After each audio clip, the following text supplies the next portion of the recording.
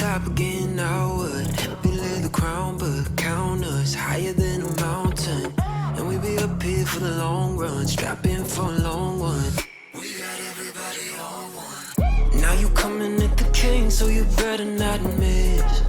And we only get stronger with everything I carry up on my back. You should paint it up with a target. Why would you dare me to do it again? Come get your spoiler, but we're taking over. We're taking over. Hey, look at you calling my name. You ought to know by now that we're taking over. We're taking over. Hey, maybe you wonder what your future's gonna be, but I got it all locked up.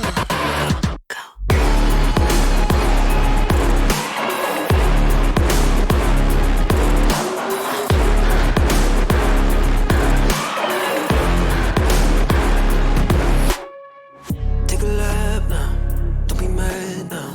Run it back, run it back. I got bodies lining up, think you're dreaming of greatness. Send you back home, let you wake up.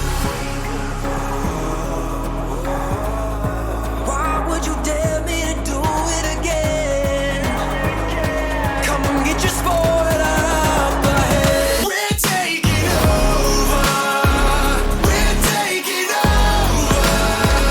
Hey, look at you calling my name. You ought to know by now that we're taking over. We're taking over. Hey, maybe you wonder what your future's gonna be, but I got it all locked up.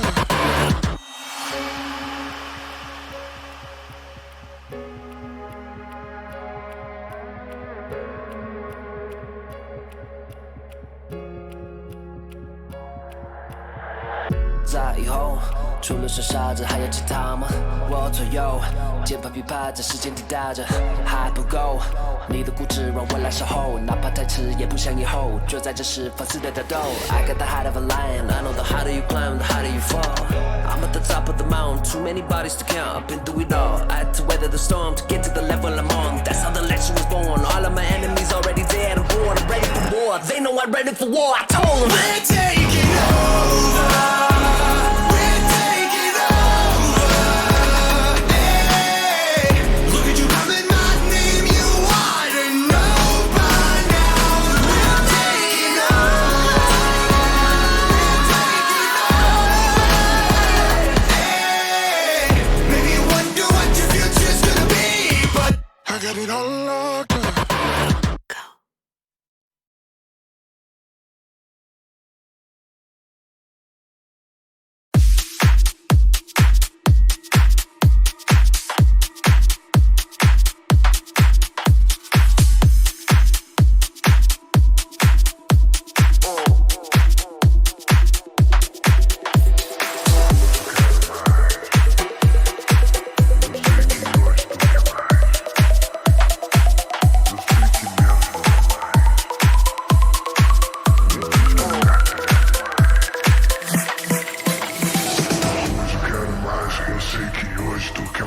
Eu sei que menos não é mais. Me diz quem tá querendo mais.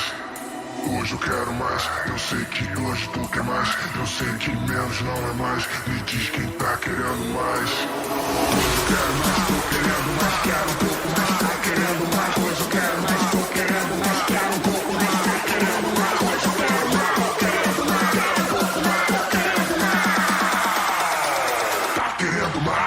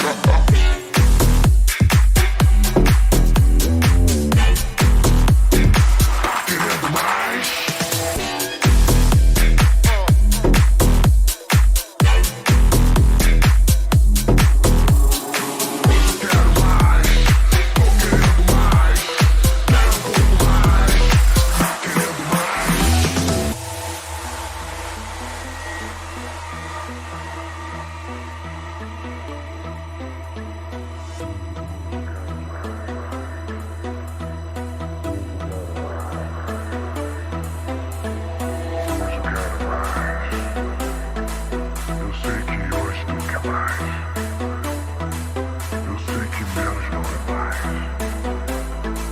Me diz quem tá querendo mais. Hoje eu quero mais, tô querendo mais. Quero um pouco mais, tá querendo mais. Hoje eu quero mais, tô querendo mais. Quero um pouco mais, tá querendo mais. Hoje eu quero mais, tô querendo mais. Quero um pouco mais, tá querendo mais. Hoje eu quero mais.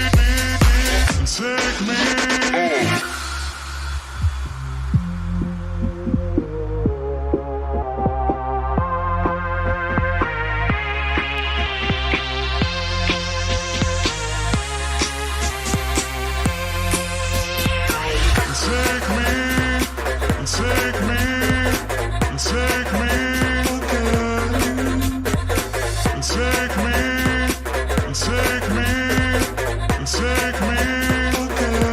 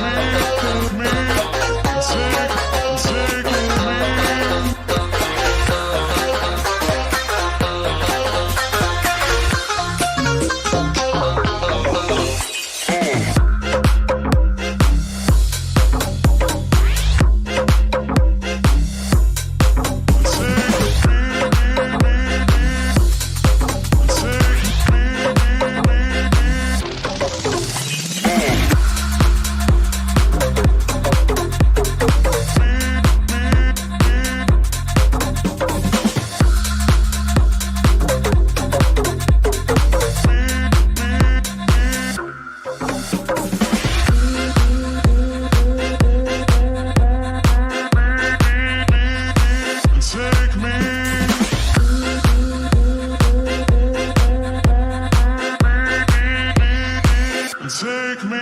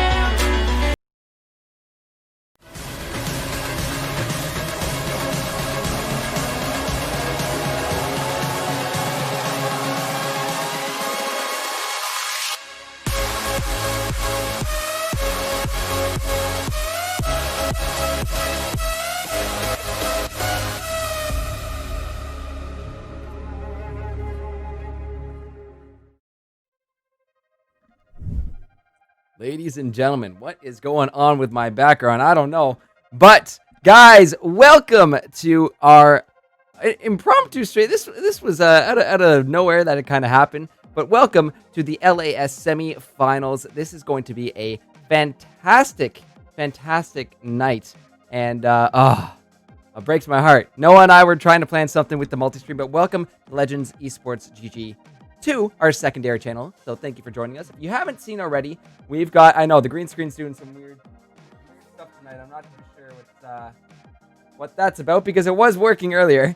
But we've got some fun stuff for you guys here tonight because not only are we streaming the Lions and Guardians series over here, but over on our main channel, we've got the Bandits taking on the Vipers. So a lot of Legends Esports action for you guys tonight. That is for sure. But over here, like I said, that #1 seed coming in. And the Guardians sneaking past, well, not really sneaking, taking over the Spartans and clearing their way into the semis. They're going to be taking on the Lions tonight in a best-of-5 series to decide who goes on to the finals and who faces the winner of the Vipers Bandits series. So, guys, it's going to be a hot one. It's going to be spicy. It is going to be absolutely nuts. Unfortunately, I'm not able to do our multi-stream stuff. So here's a kiss to Noah, even though it's just the intro screen. Mwah! Here's your kiss, brother. Best of luck on your series. I'm watching out for you there. But, fellas, without any further ado, let's flip it on over to the caster desk, where I'm going to be joined by Same Page tonight as my color caster, and I'll be doing the play-by-play for you. So let's get him on the line, and let's head on over to our call. Why don't we? Alrighty, Same Page. How you doing tonight, my dude? I'm doing fantastic, Kurf. How are you doing today? You know what? I was a little bit loopy and a little bit tired, but I got a nap in me. I got some coffee in me, and I'm ready to go for an amazing series tonight, and so much on the line really across both our streams tonight, eh? Oh, definitely, for sure. A very exciting match for both sides. Seeing the Viper versus the Bandits is going to be extraordinary, but I think this match is going to be absolutely stellar as well, as these two teams have been so close throughout the play-ins.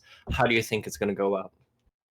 So here's it's a bit of a mixed bag, right? Because we have the Lions here. They came in that I believe it was the #1 seed question mark. Number one, number two. I think it was the #1 because they're in the upper bracket. So Yeah. Lions have just been dominating this split. They clearly are #1 for a reason. I've said that about a bunch of other #1 teams too. They are here for a reason. They have gotten that bye. They have kicked some ass throughout the regular split. So expecting some great stuff from them tonight, from everybody. But you take a look at the Guardians, who had a bit of a shaky start at the beginning of the split, who they didn't really have that synergy yet, but it's so amazing to see that growth that this team has had throughout this split so far. And right now, we're looking at a team that has just been dominating in the latter end of the split.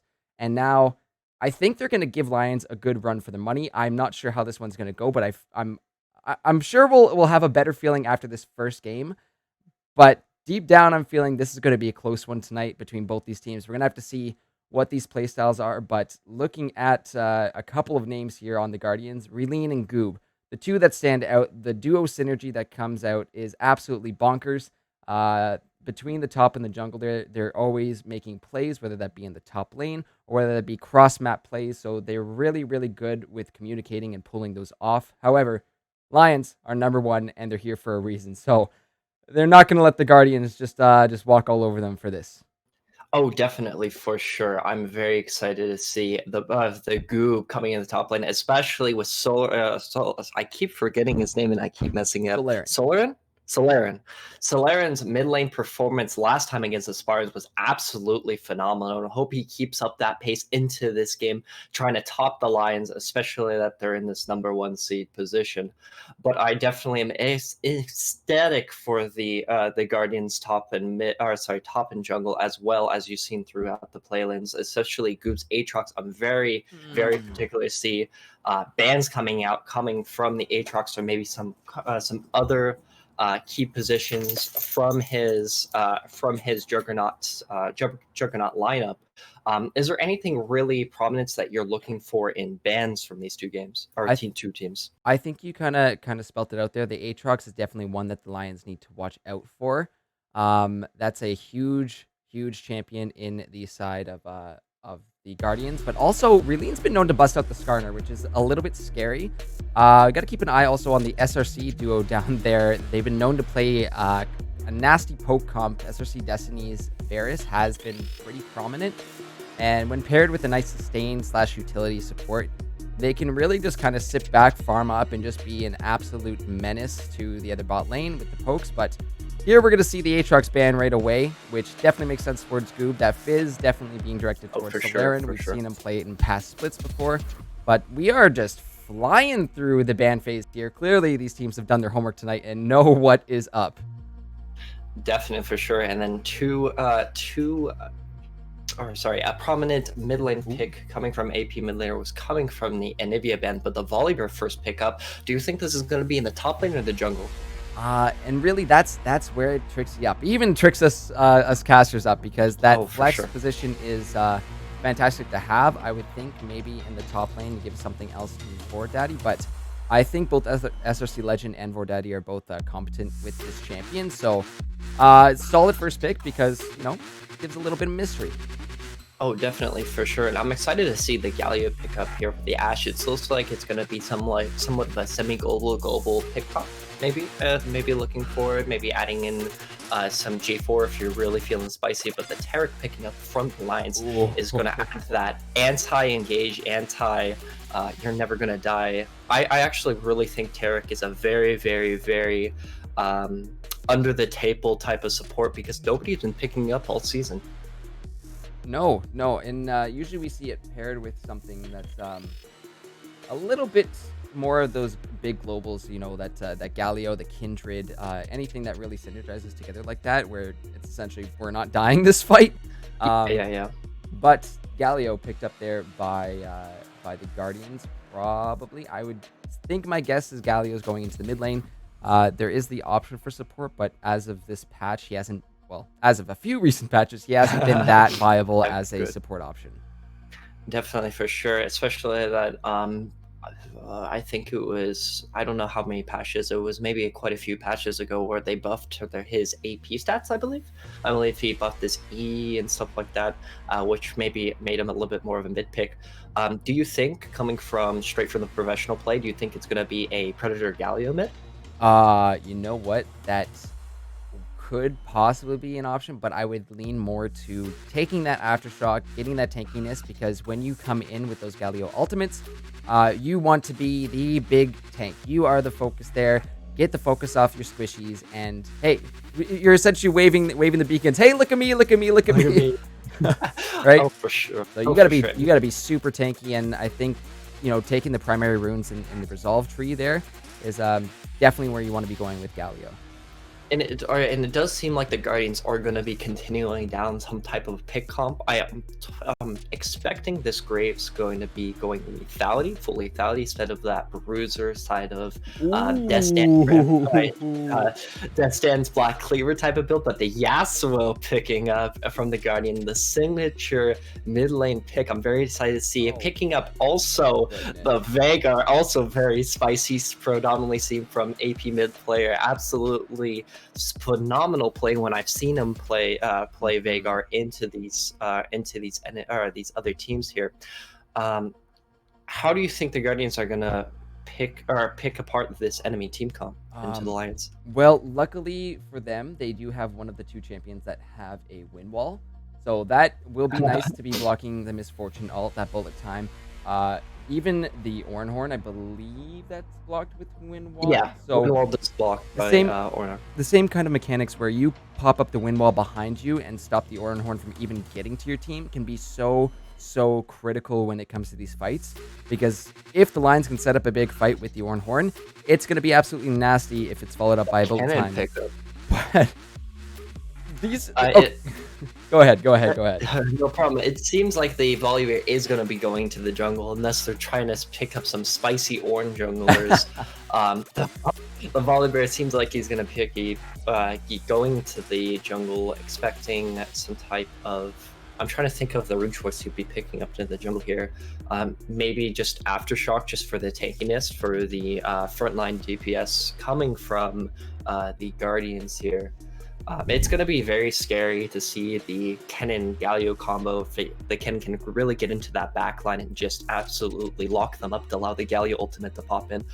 I'm having a hard time seeing how the Yasuo is going to get into this backline. Maybe just from the Galio R here is probably his best bet. especially if there's so much frontline wall coming from the Taric, especially that the Taric stun doesn't get blocked by the wind wall, and the baby cage coming from the Veigar is very, very, very, very scary, especially for a Yasuo player. So, how do you think, seeing the finalizations from these two teams, from these two drafts, who is having a better advantage? So let's break it down and take a look at these teams once we well, we're just locking in right now in client, but we can take a peek at what's happening. Sure. So it looks like Kennen's going to be top most likely, Yasuo in mid lane, and it will actually be Galio in the bot with that Ashe. Your main initiation is going to be coming off of these Ashe arrows, which will be clutch for finding a pick out in the middle of nowhere. And what you want to do is hopefully get somebody in that back line, or just even in the group as a clump, to allow Galio to ult in. Then Yasuo follows up, and then you can come in with a massive slicing maelstrom from the Kennen. That, I think, is essentially, on paper, what you want to be looking for as the Guardians. However, the Taric ult is great disengage. The Ornhorn is great disengage. Like you said, you got the cage from Veigar as well. So there's lots of disengage options here that Lions have. You know, the fact that Volley Bearers is just able to disable turrets, because that's a thing. Yep. There are lots of options to keep the Lions safe here, even with all the damage that's going to be coming out of the Guardians. So it's more of a Lions need to bait out these ults from the Guardians. Let them blow their load. Let them just blast out all the damage that they have. Bring them into you, and then you can start to look to turn things around. Obviously, we need some scaling, because Veigar, Ornn, and Misfortune all are going to be hitting their power spikes once they hit 2-3 items. Once Ornn gets his upgrades as well for his team, that is going to be the point where things start to turn. So you can look at it that way, look at the scaling, but then you also look at Guardians and see Yasuo, and we know it doesn't matter what happens. 1 in 10, 10 in 1. Once he gets the those spikes, the power spikes. it is the max range of power spikes, but we know that is a possibility. So it's really going to come down to how both of these teams play in this game, and when they synergize, when they pop up their ult. So this one, I think, is coming down to who's better at communicating in the Rift. Definitely, for sure, and I feel like it's very scary talking about the Volley Bear ultimate, seeing the Taric ultimate coming out as well. It's very scary to see some mid-game pressure moments, like diving underneath towers, like you were saying, or some type of just communication in general, making sure the teams are either collaborating together, or even for the Guardians case, it looks like they're going for much more of a team time setup, even though the Lions are very much more of a scaling, just much more scaling than the Guardians would say. It's still very, very scary to look at the enemy or the Lions team comp and say, hey, even though they're much more of a scaling, they are they have that type of bite coming from the turrets disabling, the Taric ultimate, making sure they just produce as much damage as they possibly can, as well as, you know, Veigar having Syndra syndrome, going up to you and wall popping you with his outplay button. Yeah.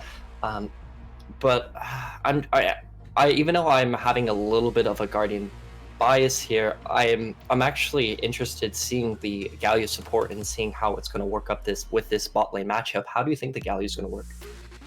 So I did mention it before that Galio is definitely more ideal in the mid lane. It does become a little hard when you start to try and look for these bigger engages in the bot lane, and especially the fact that you have a Taric. As soon as Galio looks to go in, okay, Galio gets a taunt. Well, Taric's going to look for a stun right back. So it's a bit tough because he's melee, but you can also look at it as Taric's also melee. So I don't know if it's actually terrible in this matchup. If you had two ranged champions in that bot lane, which both the SRCs generally tend to run, I think that would be a lot more scary for this Galio pick. But for the terms of what this Galio is here for, I think it works into this synergy with the Yasuo. You have a fat knockup. Huge AoE on that ult, which is going to be super ideal for at least catching, at least at minimum, one of these Lions players out when these fights break out. But the goal is getting to that Misfortune or stopping her bullet time before it just rips through your team. But yeah, we got to watch some lanes here, same page, because definitely top lane, the Graves Cannon. They're going to be able to zip around and do some, I think their ideal thing is probably setting up for these Herald, looking to push these towers. And that's what I've said so many times, that the teams that prioritize objectives, this meta is all about objectives. You go for those dragons, and you especially go for those towers. And if you're not doing that and the other team is, well, sorry, GG, let's go next, because you gotta refocus, and that's gotta be your primary objective. I completely agree, or if you don't mind coming down to the final wires here as we're waiting for the spectator delay, do you have any final words before we start talking about who's going to have the drop advantage here?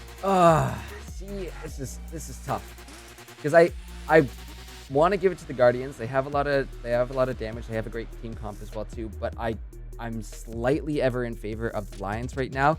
They have a great scaling comp. We know they're number one for a reason, and they have the ability to not only scale up and kite this Guardian squad into them, but the availability for that Volley Bear to go and get these early tower dives, and the fact that you have a Taric to follow up on the ult when the disable on the tower runs out. That's going to be great for getting that ball rolling in the early game if they need to. But Definitely. If they don't do that, they can always play safe and just scale up. I completely agree here. I am definitely in the side of Lions, especially in the key point that it looks like the Guardians have the execution. They need to make sure the execution's spot on. They need to make sure that Kennen is safe.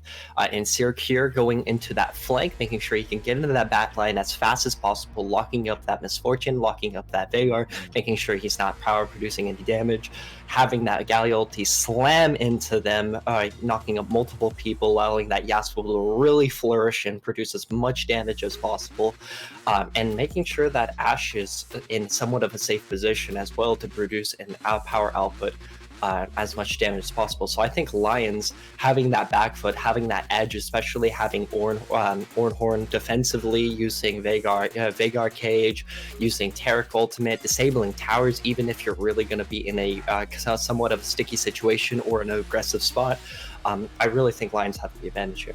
Yeah, and we got about 40 more seconds until we head to break, guys. So make sure you are voting on who you think is going to win. Just use the command vote, and either GDN for Guardians or LNS for Lions. But it's going to be a close one. It's going to come down to communication and who can really execute these ult synergies better. But really, if we're looking at the late game, again, slight ever edge over to the Lions in terms of scaling, but same page. 100%.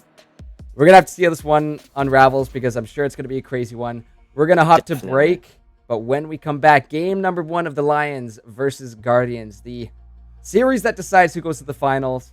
We're going to start that up in a few seconds, guys. So don't go anywhere, because we'll be right back.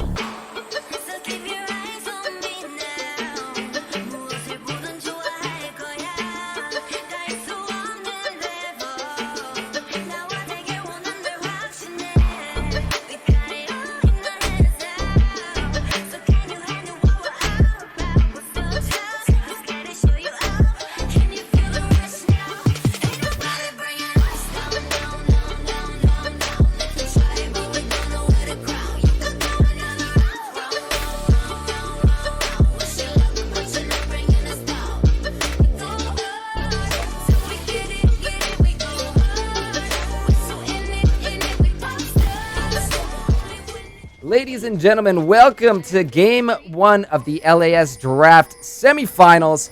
We've got a banger here to start things off, as Lions going to be taking on the Guardians here in this first game of the series. Don't forget that the Bandits and Viper series is also going on our main channel, Legends Esports GG. You can type in the command multi-stream to check out actually both at the same time, but same page. Seems we got a little action here. Double cage action in the top lane. Ornn is going to force out a flash. Actually, double flash, and Goop doesn't make it. He fails his flash. That's a tragedy coming in Oh. from Goop here, failing his flash, walking back into the Terex, and absolutely unfortunate timings here. Coming in with a great play, starting off from the Lions, making sure going for an early invade for the top lane. Who would ever expect that? You don't often see those top invades with multiple numbers, but I guess you know what? It's playoffs, anything can happen, and that's exactly what we see. Really unfortunate that they burned 2 flashes. Even more unfortunate that Goo fails his flash and gets picked off in that, and that gold going over to Ornn. Well, he's gonna start off quite nice. Just some extra tankiness there, which is definitely not gonna be that great for the Guardians here. Definitely not, especially that the Kennen starting off the back foot, even though it's not necessarily affecting the lane too heavily as in the position for the Kennen, it's still a nice little treat for the Ornn coming in, scaling up, hitting those levels, and giving them those nice, lovely items towards his ally team. Yeah. I do want to bring some attention to some of the runes that we're seeing here. Press the attack on volley. That is something new to me, but I don't think it's terrible.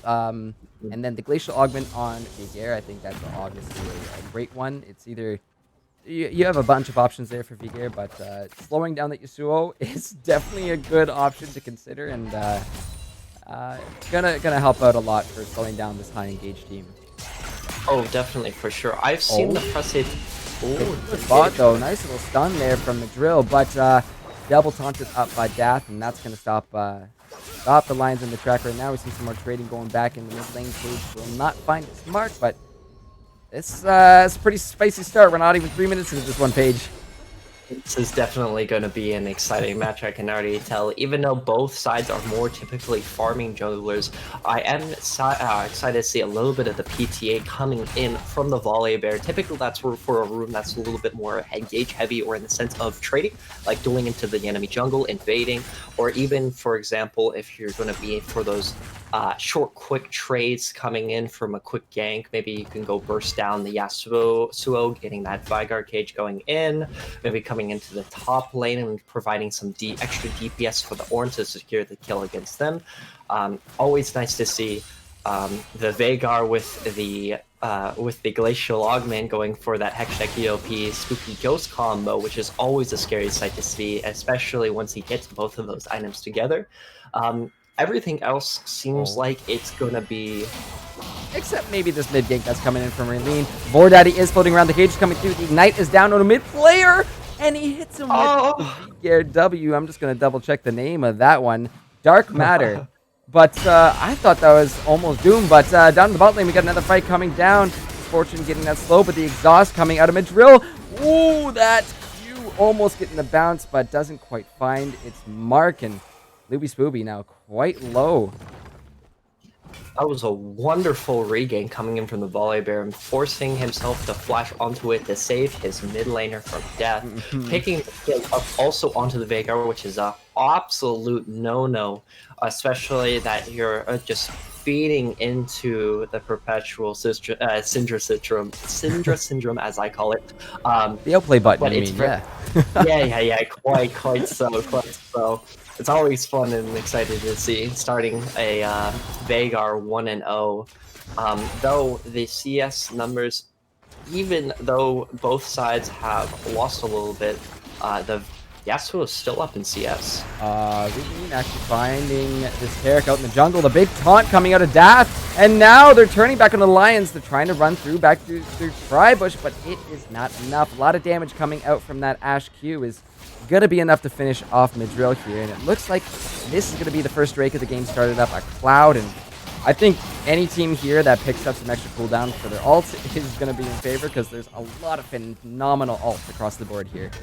Definitely. Big team fight, changing ultimates all across the board. I think every single champion has one of those in this game, which is always going to be a nice pickup, especially for the Guardians here. That was a great reintroduction, walking back into the bot lane, finding that pickup with the double taunt was an amazing kind of step into the right direction for any Guardian fans into the chat here.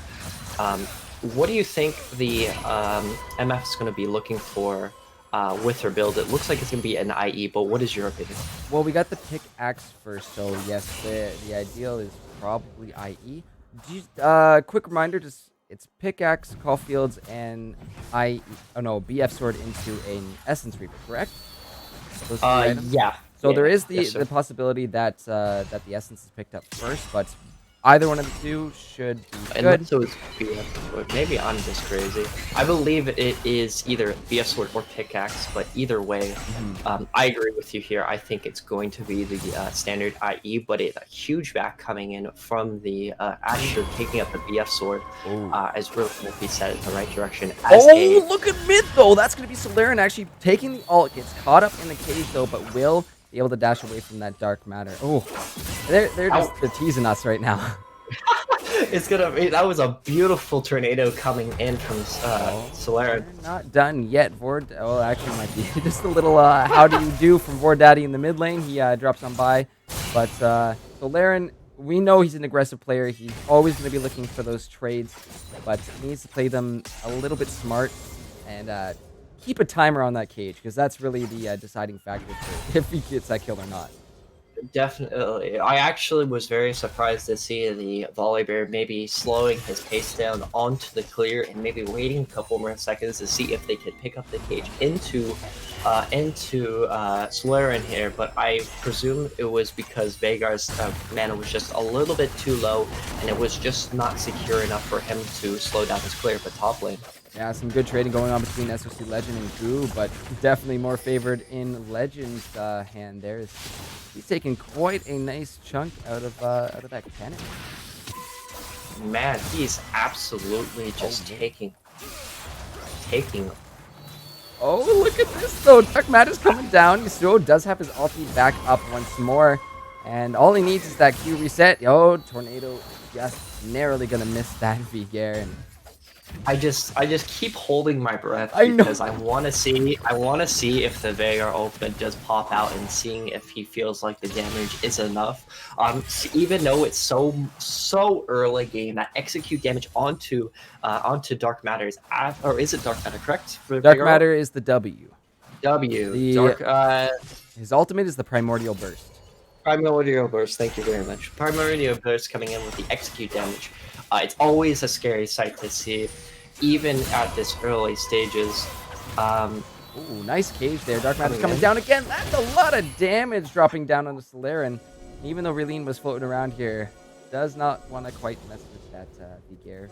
Looking to maybe invade, go behind this bot lane here. Luckily, Madrill just supporting up that try, but if they push a bit too past, this could be very dangerous for them. We're seeing those level 6s start to come out soon. Ashe has the Crystal Arrow, and Galio is soon to have his hero's entrance. So we're both holding their breath. It's gonna happen very soon. Something's about to go down.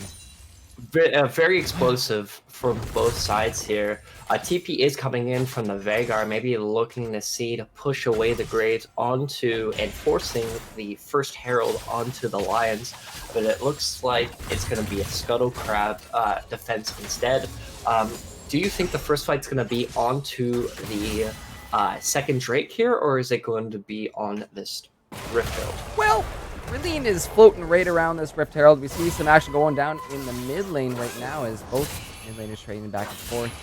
It's, big arrow comes through, not gonna hit, but walking back into the cage, Wimwell comes up, mid players waiting for it, holds that ultimate, but Relene pops his, and Solaren looking for it, takes the turret shot. Oh my goodness, if he had pressed R on that Yasuo, he would have been dead. So I think AP mid players, just as holding our breath as we are, as he's holding that ultimate for the Yasuo there. Kind of a scary situation. Probably looking for himself just to stay alive necessarily than look for kills. Or an ultimate. Up in the top lane, not going to be able to do too much with that one. It's really just looking good damage from that. We see Graves back down. Oh, but there's the dive. The Slicing Maelstrom comes out. That's going to be the disable on the turret for just a short few seconds. But Vord Daddy taking a few shots there, and knowing that volley is up top, that spells a free Inferno here for the Guardian. So they're going to go ahead and take their second Drake of the game. So Really well done. Not much claimed other than some turret plates here. It looks like they actually, Guardians are going to lose their tower here. Going for a TP here. I don't know about this one. Kennen without an ult. This is going to be a little risky here, knowing that the volley is up here. This tower is going to go down, and they might be able to turn their attention onto Goop here. The flash in Bordaddy is a little low, though. Orange here does not get the knock-up, as he's going to get a double stun there. Tries to keep himself alive, and now Solarian has joined for the action, and Yasuo comes through, picks off the bear. Ornn looking for another, but SRC Legend just getting kited. It's a double kill for Solarian, and my god, the arrow there is back up. But well played. Hello, and it's just saying hello and goodbye to the launcher. That's a bit of an outplay there. Caught up in the cage. Reline gets hit by the dark matter and a primordial burst. Well, that bursts him quite a bit. Quite so. I just absolutely insane to me. Volibear going for the flash as the all into the cannon there. Wonderful Yasuo roam coming into the top lane, picking him up 2 kills. So mean. But the Veigar's always just chuckling at the Yasuo, but the Yasuo's just not having it. No, he's not. That's a little mean to trap him in there, but we're seeing actually Dath rotating up. There might be a potential aim to possibly dive onto mid player, but those cages, just as we said, Solarian's going to have to time those cages. Same thing for a mid player.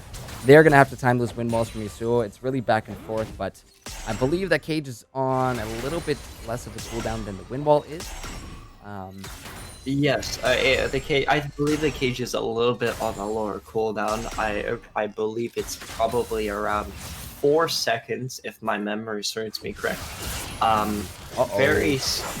Mid player might be in some trouble. The wind wall goes up. Dark Matter coming on down. Tornado does not land, but Bordaddy is here for the counter gank once more. Locks down Solarian. Tornado comes through. Yasuo ult gets popped. The cage is there. Yasuo locked down. And the rotations from Lions on point. There's the crystal arrow once more coming out of nowhere, but my goodness. That was unfortunate timing where he pressed his ultimate a little bit too quickly, missing out for the 1-for-1 trend, picking up that juicy bounty onto AP mid player. I'm just a very scary sight. Oh no, this is just terrible. Luby getting jumped on, forced to flash the exhausted there. Galio's actually gonna pop his ult, but the bullet time! He jumps out of the way! The Taric ult is popped too, but by forcing that ult and by using the hero's entrance, he didn't block for Luby anymore. That is so unfortunate to see. I'm just trying to think what...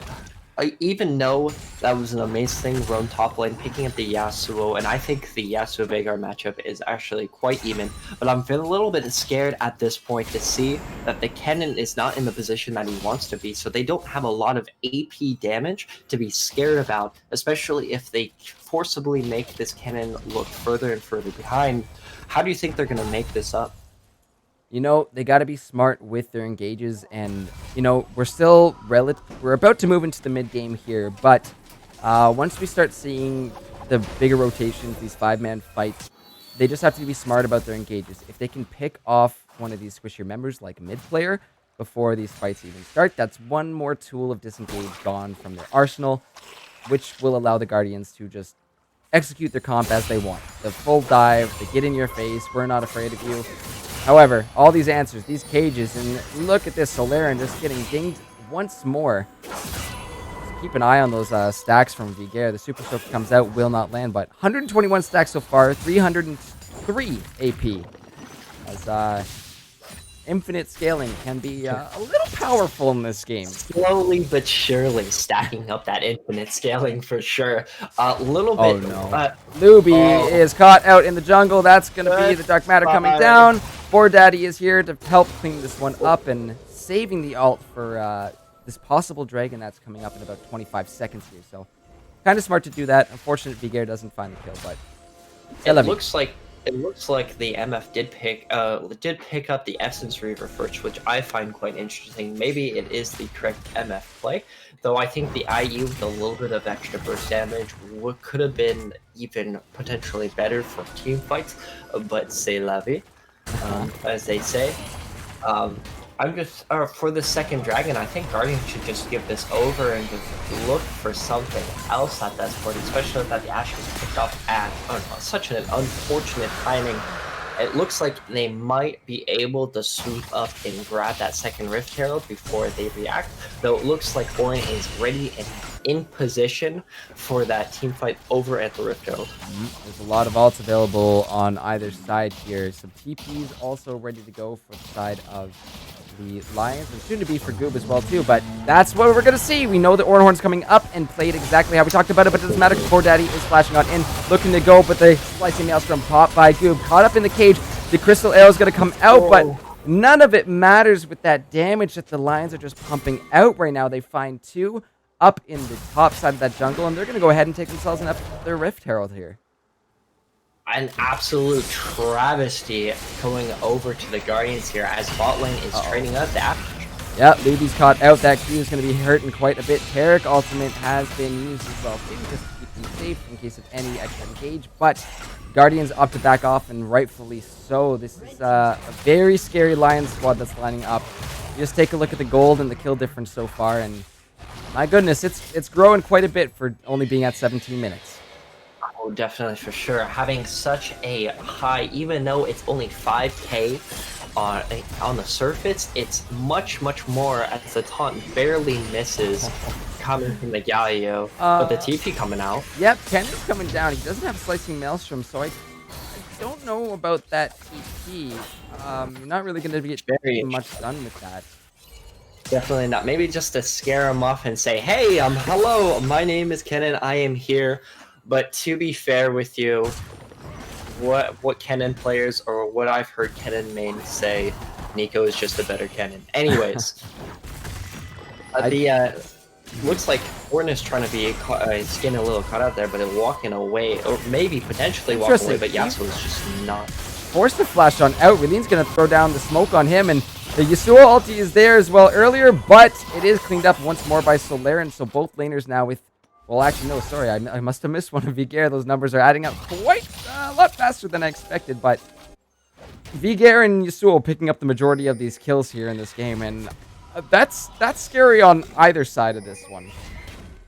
Definitely. Just to see it in general, Solaren just really pushed forward.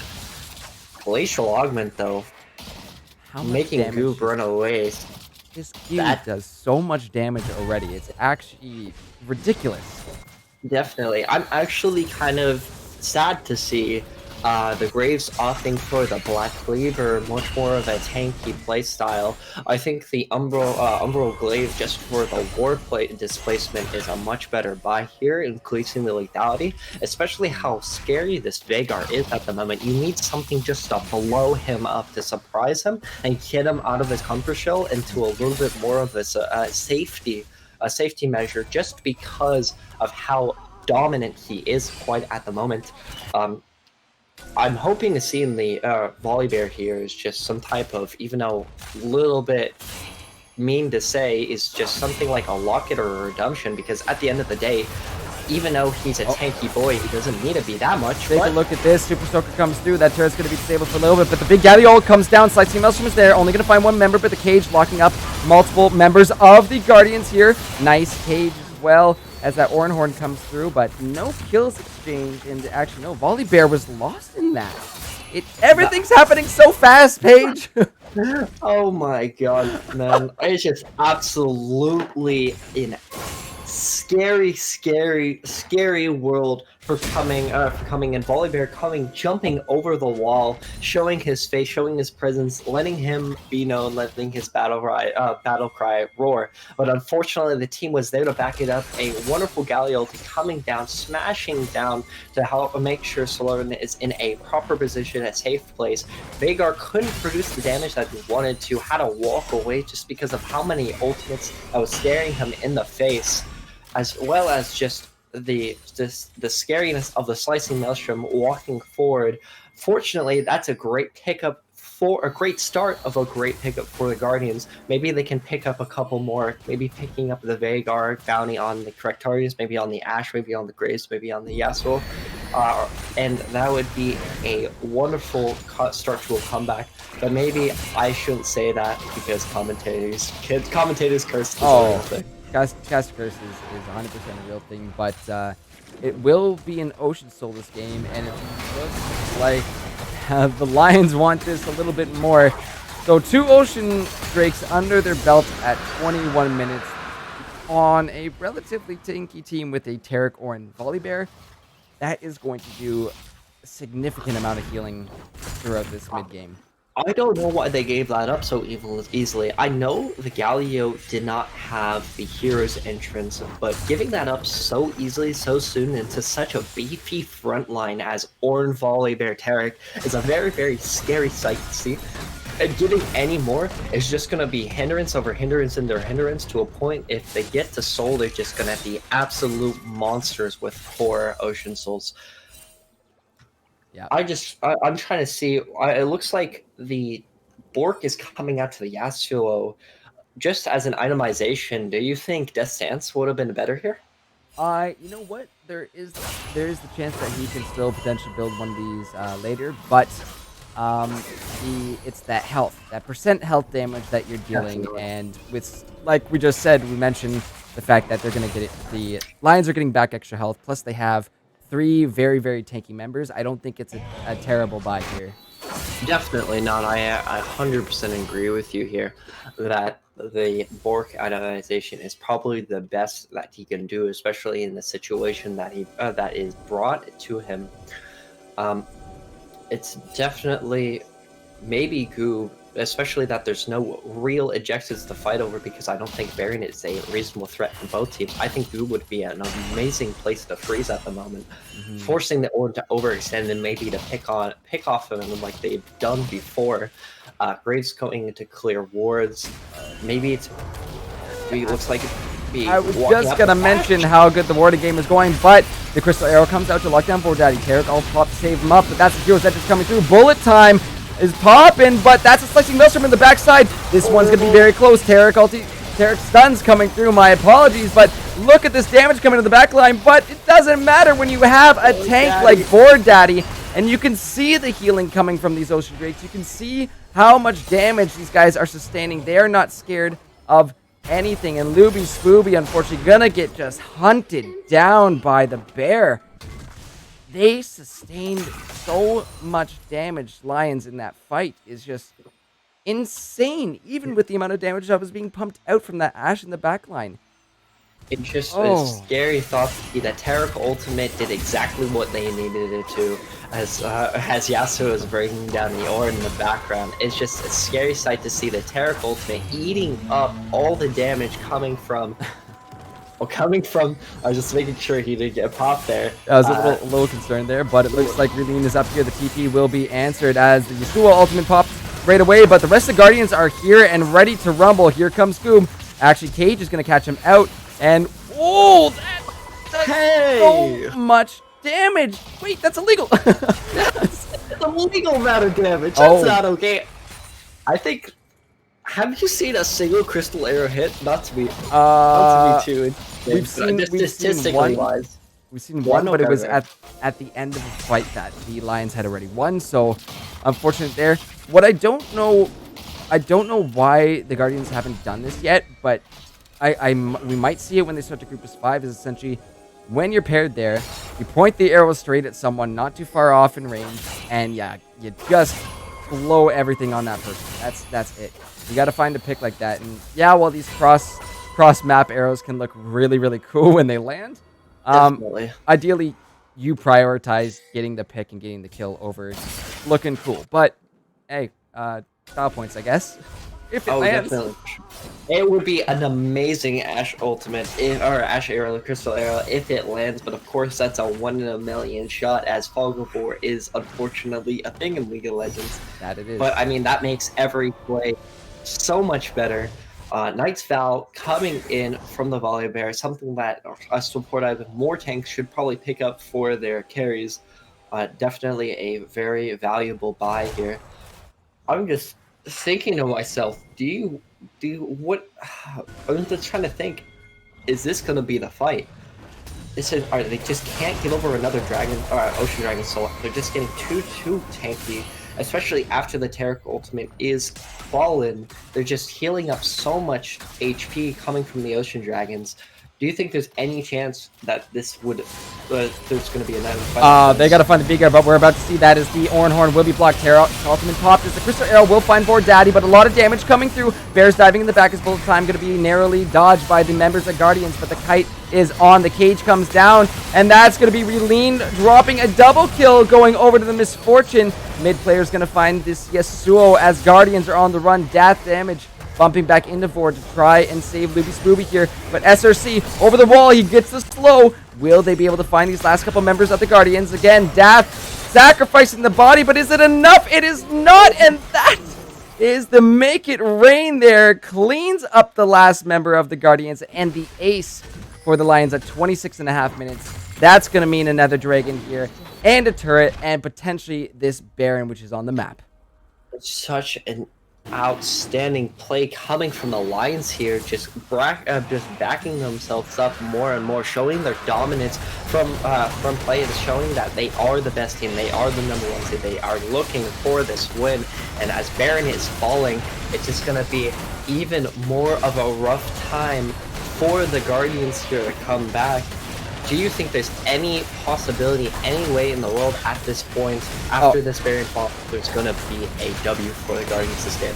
Paige, right before we went into that fight, I was going to say there's a chance here for the Guardians if they're able to find a pick or two here, or at least go even in that fight, but they were just completely wiped. And at this point, we're looking at a 10.5k gold lead. The Baron was picked up. We have triple oceans for the Lions, and they're on Soul Point.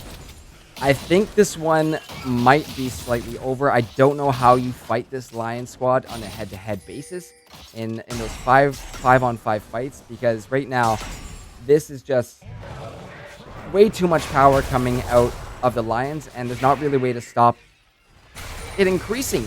You look at Vigare, he only got 220 stacks, sitting at just under 800 AP. That's ridiculous. Ooh, man. Yeah. And not even just looking at the surface level gold, you look at the Ornn items that's popping out from the Ornn, it looks like the level leads, the XP leads, and especially just seeing both Death Cap and the Molten Edge and the Ragdol's Death Cap upgrade that I'm blanking out on. It is Ragdol's Death Crown. It's just such a scary look at the enemy team. I'm just waiting for this Veigar to hit his lovely 1-2 combo and not even pressing his R, popping somebody out of existence. As you see that Q damage doing 25% to Graves.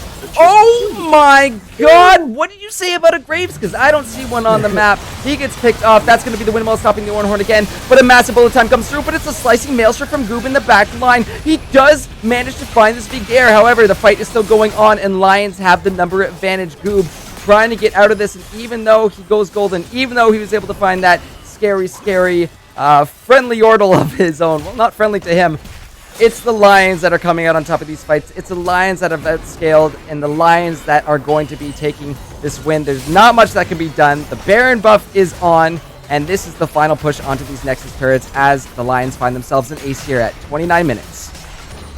Absolutely stellar game, looking for that scaling, just being lane dominant even through scaling picks, saying I don't care, we got this game, we're going to take this win. But I think this is going to be such an interesting game too, as we're looking at the end of the screen. Who do you think did the most damage? Vigare. Hands down. Yeah, Vigare is going to be a very interesting thing. I think so too. The MF was producing a lot of damage though. My apologies, I went to the break screen a little too fast there. Well, we'll get to see right now. I am just gonna make sure I do something before this disappears on me. Excellent. Let's take a peek at this. Yep. That's surprising. I was gonna say a few of those bullet times did come up a little short.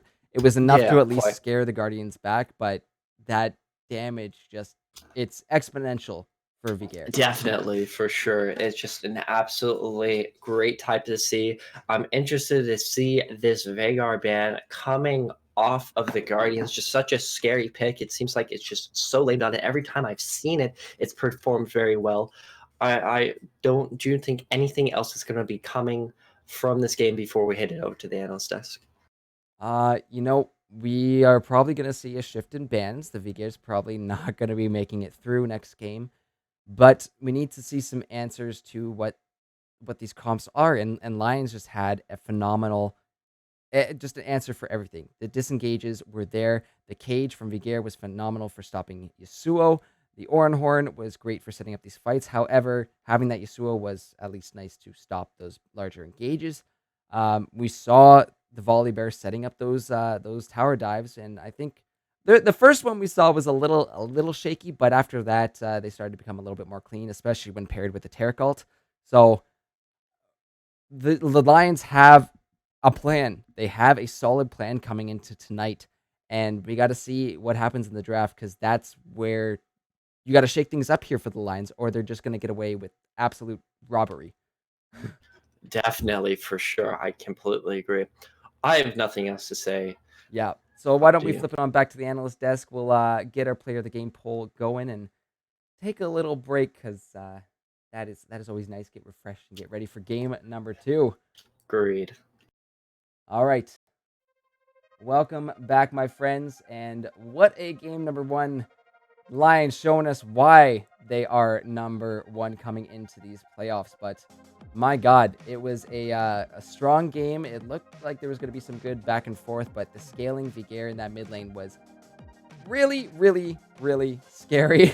So we'll see what the Guardians have to answer to that scaling comp, and what they are going to change up in their own comp, really. But yeah, Paige and I, we pretty much covered it. You saw the damage, you saw the scariness that's coming out, and we'll get into our break. But before we do that, we are going to start our poll for player of the game. So go ahead. All you have to do is use the command vote and whatever player position, and that will get you the that will start the poll up. So go ahead, get those votes in. Let us know who you think deserves. Wait, hold on. I goofed. I done goofed. Hold on. Wrong one. My apologies. It is this player of the game poll, my friends. Now, if you voted already, just make sure to redo it so you get your correct one. But we will be taking a short break. When we get back, we'll be hopping into game number 2. So, guys, you don't want to go anywhere, because Lions are already looking strong in this one already. But we'll see if Guardians can take it back in game number 2. Don't go anywhere, guys. We'll see you soon.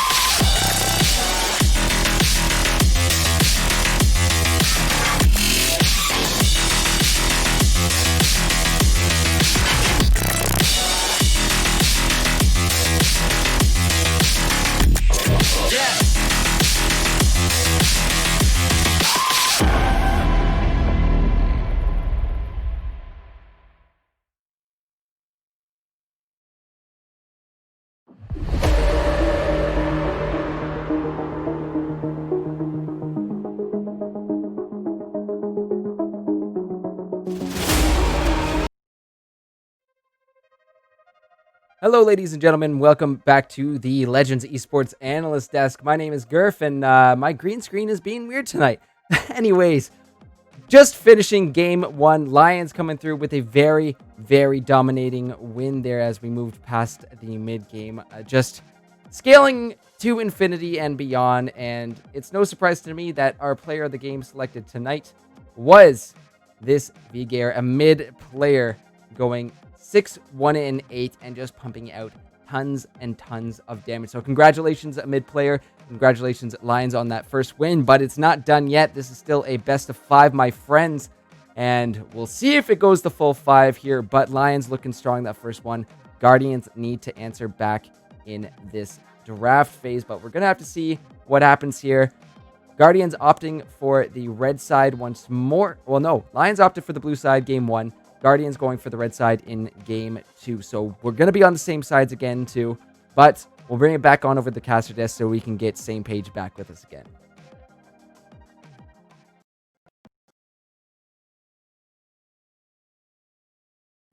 Hello, ladies and gentlemen. How are you guys doing today? I'm doing good. I just realized I misspelled AP mid player's name. I'm so sorry, AP mid player. I missed one P. One PP is can make a huge difference. It's really powerful what can happen there. But it's spelt right on the stream. I am gonna change up TSM Legends name though because they are SRC Legend, back to SRC Legend. So Exactly. so You know what? It happens. Things happen. Life happens. Games ones do happen. I'm excited to see game 2, how the Guardians bring back and see if they can bring back the series back to a 1-1, or Lions continue to show a dominant performance throughout the series. The momentum is strong. The teams are definitely strong.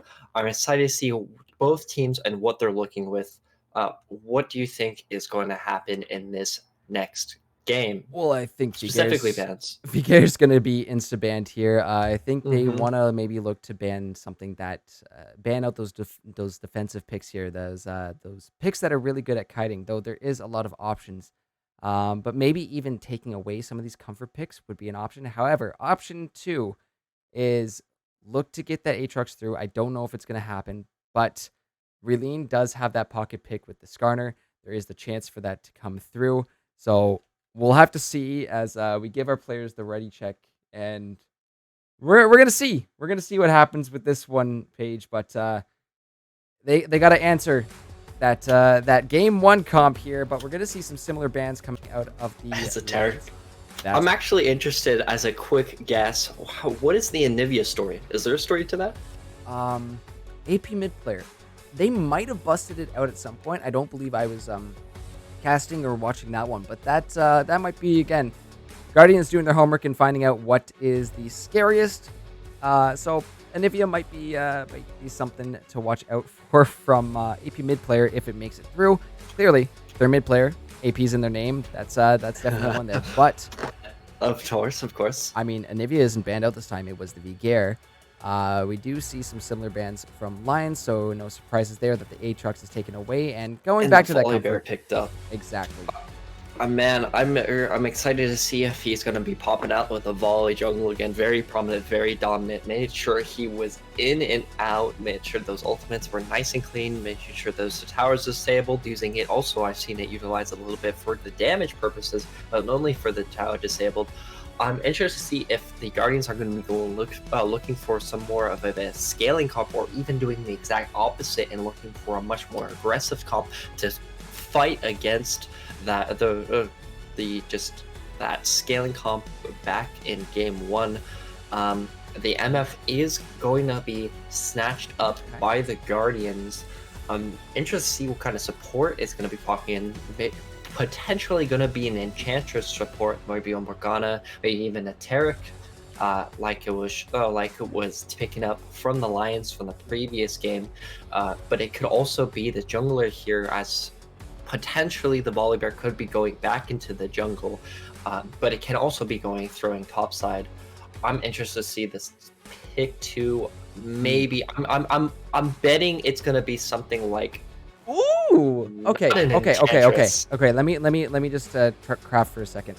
We do see the Ezreal volley back on Vordaddy, probably because it's comfortable. That's a disgusting bot lane from Lions. We will come back to that, but they do take away the Misfortune, which was one of the comfort picks we saw for Destiny last game. So that's a gold star in my books there for Guardians already. We see an Alistar. We might possibly be seeing this knock-up comp, which means I think you got to take the Yasuo at this point, maybe, if that's what you want to go for. Ali's still a strong pick regardless of what you go for. And if you're going into Ezreal Yumi, yes, you do have the Ezreal E to get away. However, that Alistar catches you, and a bullet time follows up. Oh, for sure. Oh, you're God. going to get taken down. Oh, Gnar hovering. Gotta! Locked in. This is going to be a very scary comp if they do not ban the Yasuo here. It's most likely going to be thrown by the wayside, making sure they just stomp that to the ground, saying no. But I mean, again, maybe they're not scared just from that performance, maybe the momentum. It could be getting to their heads. I would expect to see a Fiddlesticks ban. Interesting. But I'm looking to see more of a Yasuo ban on this B5 ban side here. I'm actually interested why, seeing the MF Alistar, they didn't go for Morgana here. That's true. I mean, just a side note, that Ornn ban coming through, not a surprise. I was going to say that's probably going to be the last ban here for Guardians. Why they don't go for... Oh, interesting. Oh! Interesting. So they're going to just leave Yasuo up unless they pick it for AP mid player. But, I mean, Yasuo's an 80 champ, so that just doesn't make sense.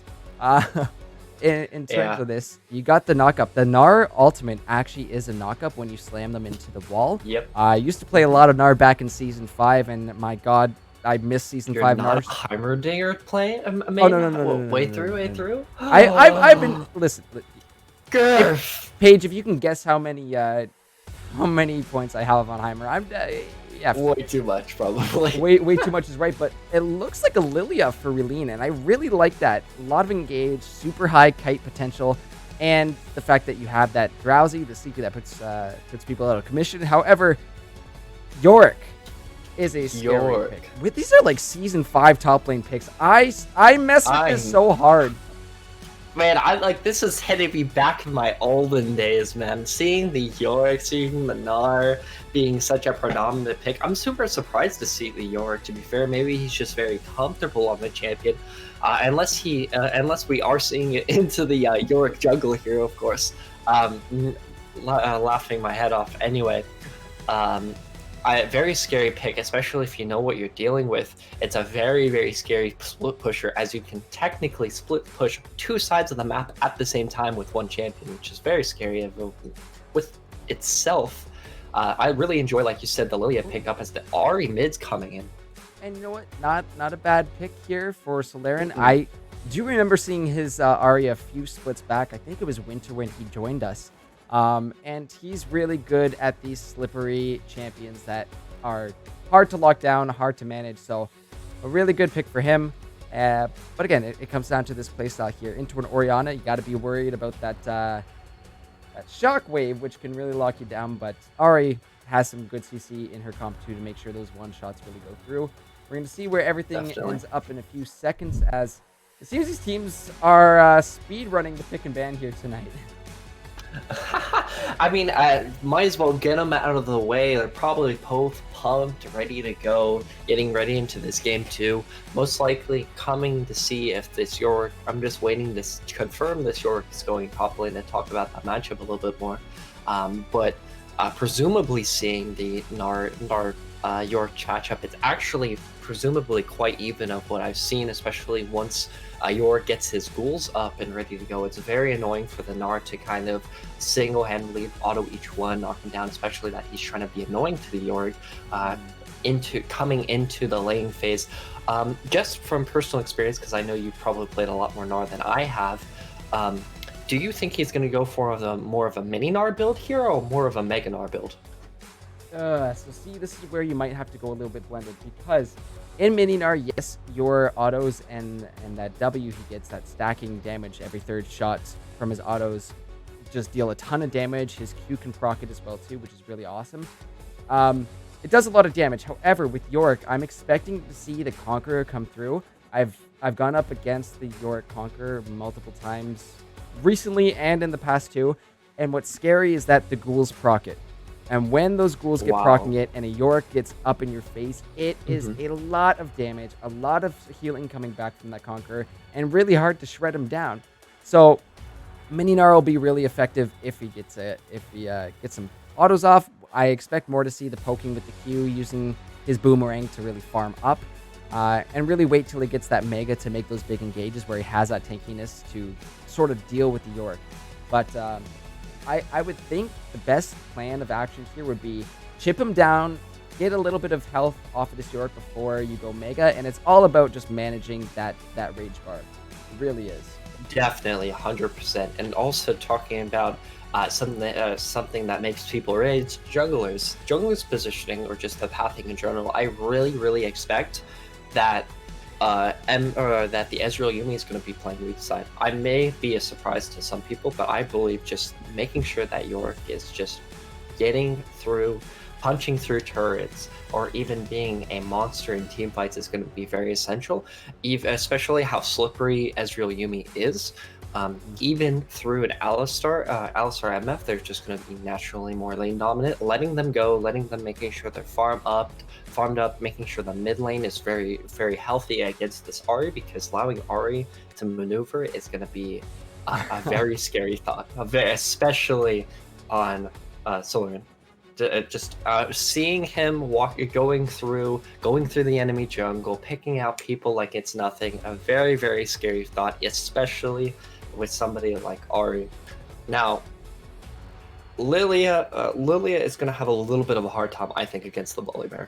Especially, I don't know if Vordaddy's more of a counter jungler, but if he is, he's going to have a wonderful time against that champion.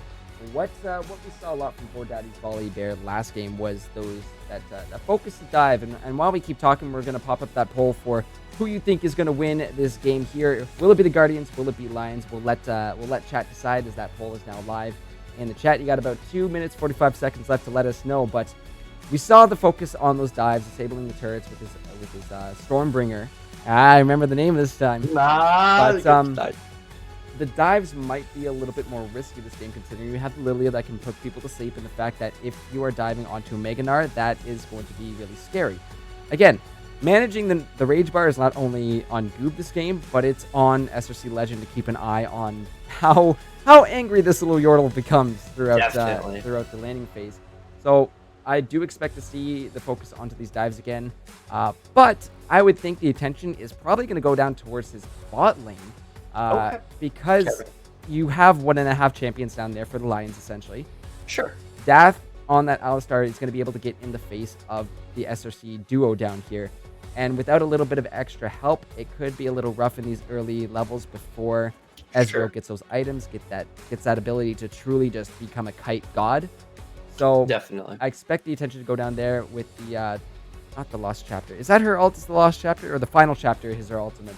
The Yuumi ultimate there with Yuumi ult paired with a Volibear ult, even if the Yuumi is actually on top of the volley during these dives, will be disgusting for not only securing objectives, doing tower dives, but when it comes down to these objectives, it is going to be very tough to deal with.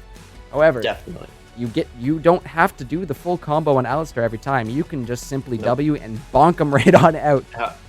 Oh, definitely. Especially if you want to elongate any CCs, or even a flash Q and Wing them backwards is going to be very scary for an Ezreal if he doesn't have the reaction time for it.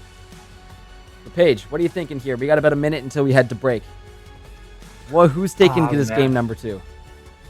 I actually definitely think this draft is a lot closer than a lot of people realize. I think the lane dominance in the bot lane is going to be a very scary thought. Some massive sleeps coming in from Lilia is very scary. Definitely the performance on how Soren is going to be very interesting to see, especially against an Orianna that's typically very aggressive. Man, I think I have to. I really like Guardians draft this game, and I think I'm going to be giving it to the Guardians. How about yourself? I think I'm going to stick with the Lions again, rather than the disengage, play it safe kind of comp that they went for last game. This is an in-your-face. I'm ready to go and fight at any moment, because when we get into the mid and later stages of this game, Volibear is going to be big initiator of these fights. SRC Legend's going to be at the front of these fights. And of course, Ezreal will be pumping out a lot of damage. You throw the Ori ball onto any one of these front lines, lock people down, get a final chapter. It's going to be disgusting. And the fact that Lions already came out so strong, I'm giving the edge to them. But we'll have to see how it goes because we're going to head to break, guys. And when we get back, we'll be getting into game number 2 of this best of 5 series. Lions currently up a game, but we'll see if Guardians can take one back here.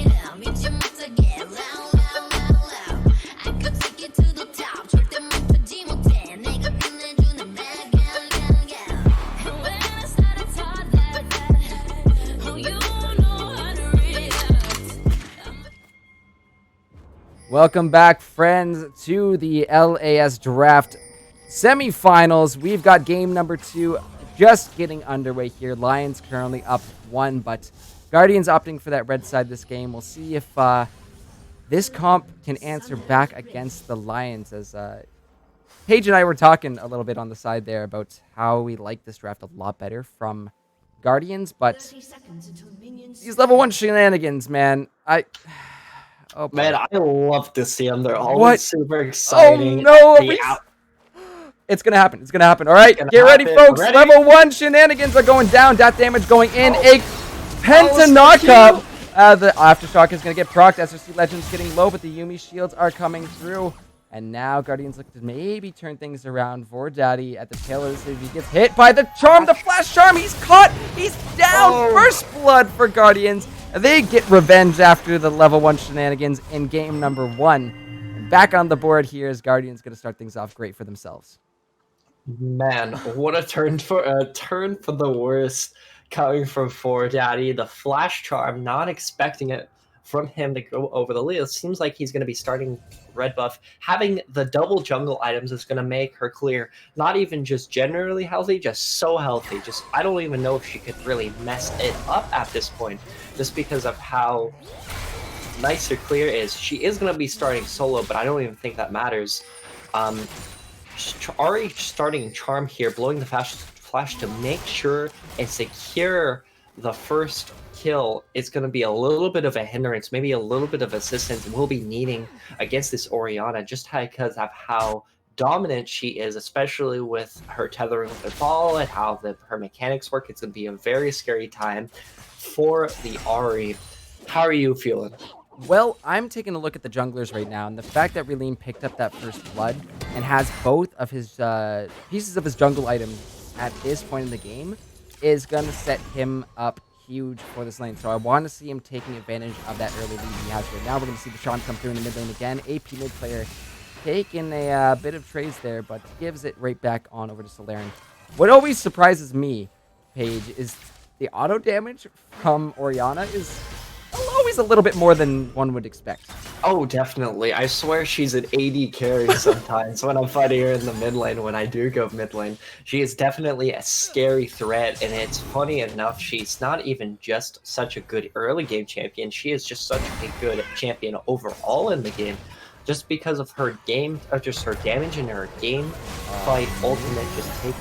Yeah, Vordati looking for something in the mid lane, though, gets timed up and takes a nice little bit of chunking. So, again, he's spending more time on the ganks right now, but that is, again, going to allow Reline just to keep pushing forward and keep farming up. And maybe really we see a hoping. hard farm Lilia.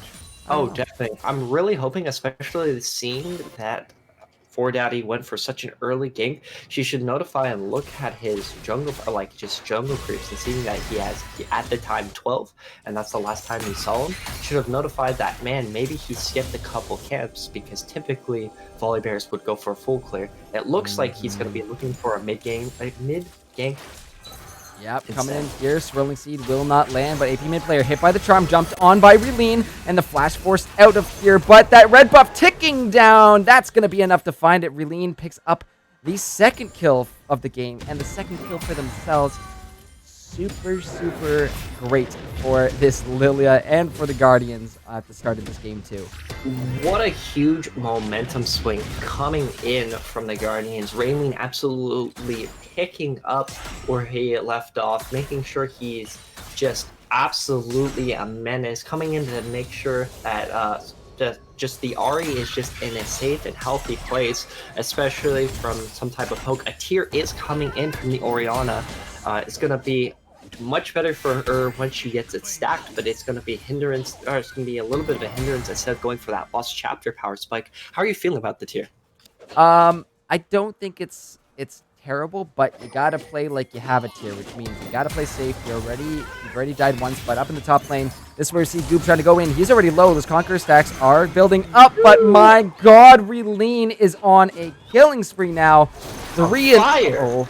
Not even 5. We're just about to crack 5 minutes, but excellent stuff from the Guardians at this game, and really all on the back of Reline at this point. Like you said, you want to see that first blood. You wanted to see him push it. He's giving it to you. He's making sure he's clearing his jungle as fast as possible. He's already had this full item, which is an absolute huge power spike, especially on Lilia. It's going to be an absolute menace when he goes through all the lanes. He's just going to be prancing around, going, just hitting you with the eep, and just absolutely having a lovely time for himself, but a menace to the other team. And actually, I don't know how this game's going to turn. Yeah, that Sweeping Orb is going to spot out Vordati behind the Dragon Pit, spots out the control word on it as well too. We do see a Cloud Drake starting out this game once more, but not too sure what the soul is going to be. What do you think the ideal soul for either of these teams would be this game, Paige? I mean, come on. Ocean Soul's always going to be the best soul for any team, necessarily. True. But if you're really trying to be, I would definitely say at this point, a Mountain Soul would be fantastic for Lions, just because of such an early game, pressure coming from the Lilia. It will be fantastic to see if he can get a little bit more of resistances. Excuse me, resistances coming for the Lions. I mean, I really think it's just going to be Ocean Soul or Mountain Soul here for the Lions. I mean, Infernal Soul is going to be absolutely fantastic to see for the MF blowing people up. Oh, yeah. Lilia blowing people up. I think this just the next best Drake after Ocean Soul would be Infernal for the Guardians here. More damage. You can never say no to that, because I was actually having a chat with Bartowski about, we don't see one now, but the early Infernal Drakes, how many times we've seen people get out with slivers of health, and how early that Drake, that little just sliver difference of damage there can make a huge turn.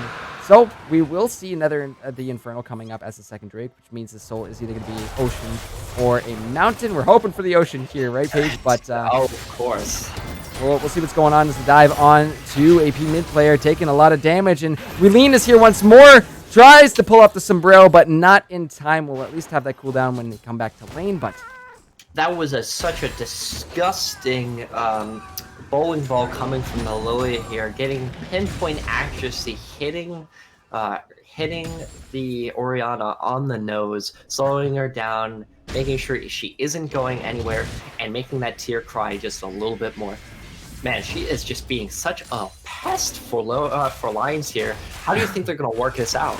You gotta play the vision game, and that's what is a little unfortunate that we don't tend to see in lower elos. However, so far with these teams, they have been pretty on top of making sure their lanes are warded up. We see immediately there, control ward comes up to spot that ward hiding in the brush there in the top lane, but that's really what it is. You need to get vision up. You need to know where Relene is at all times because he's back in the top lane. You see another fight going down. Goob will get taken down in this as both junglers make their way up here, and I believe the Lilia popping the ulti as well too to maybe save themselves, but I don't know about walking into this one. Ori still has the ulti. That's a shockwave, pulls Relene back in. The flash gets him out, but it's not enough. Lots of shutdown gold going on over to this Orianna, and that is going to be nice knowing they're sitting on a tier and being able to maybe be a little stronger next time they go back to lane. So unfortunately, definitely, for sure.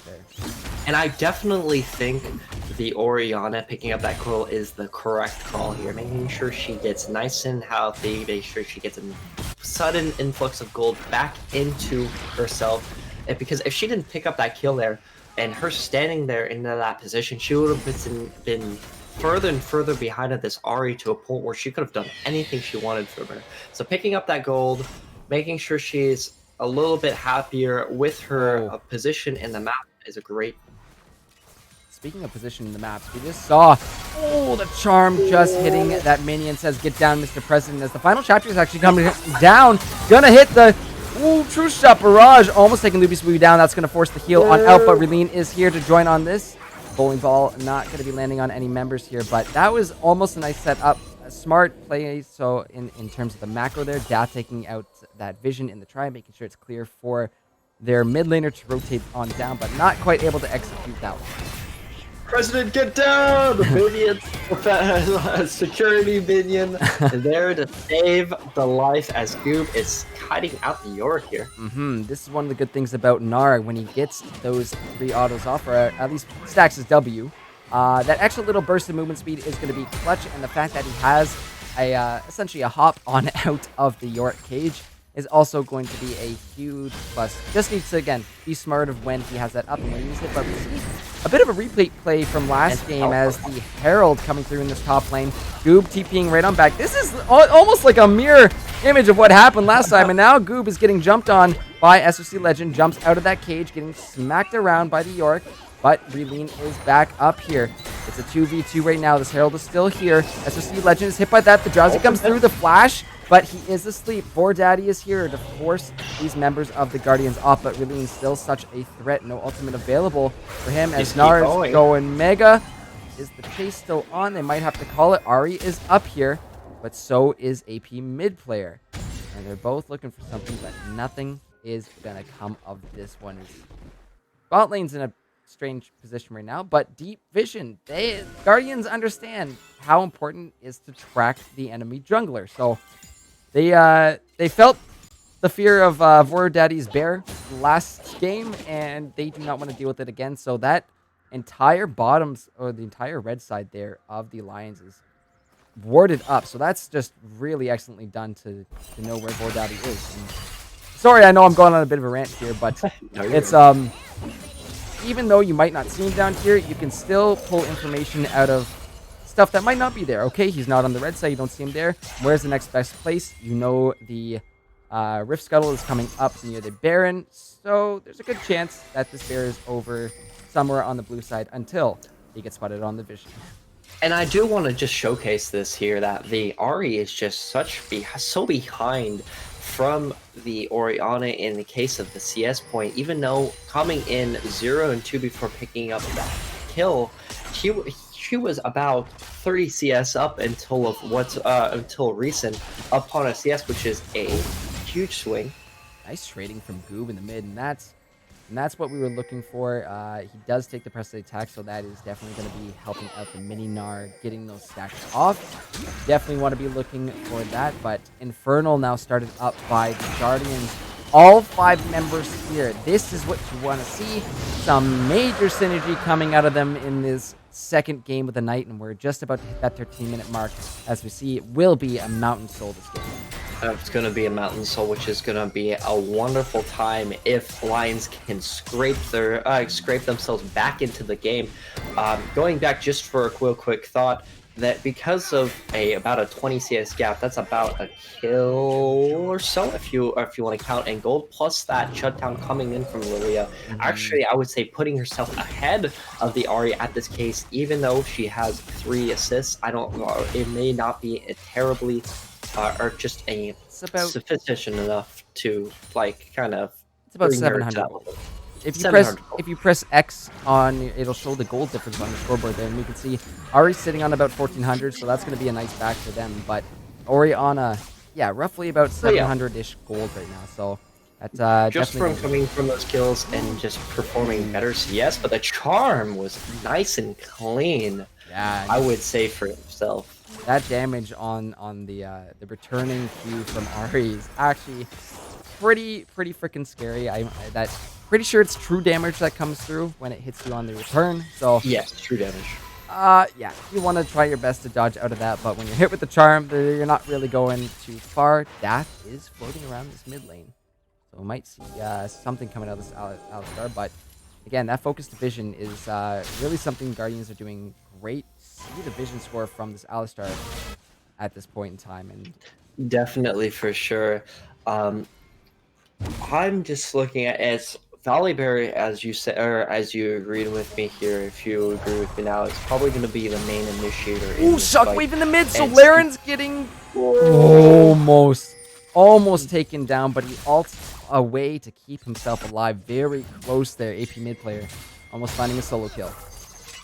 What an outstanding just play there, making sure the ultimate is used in the correct course. Unfortunately, unable to pick it up.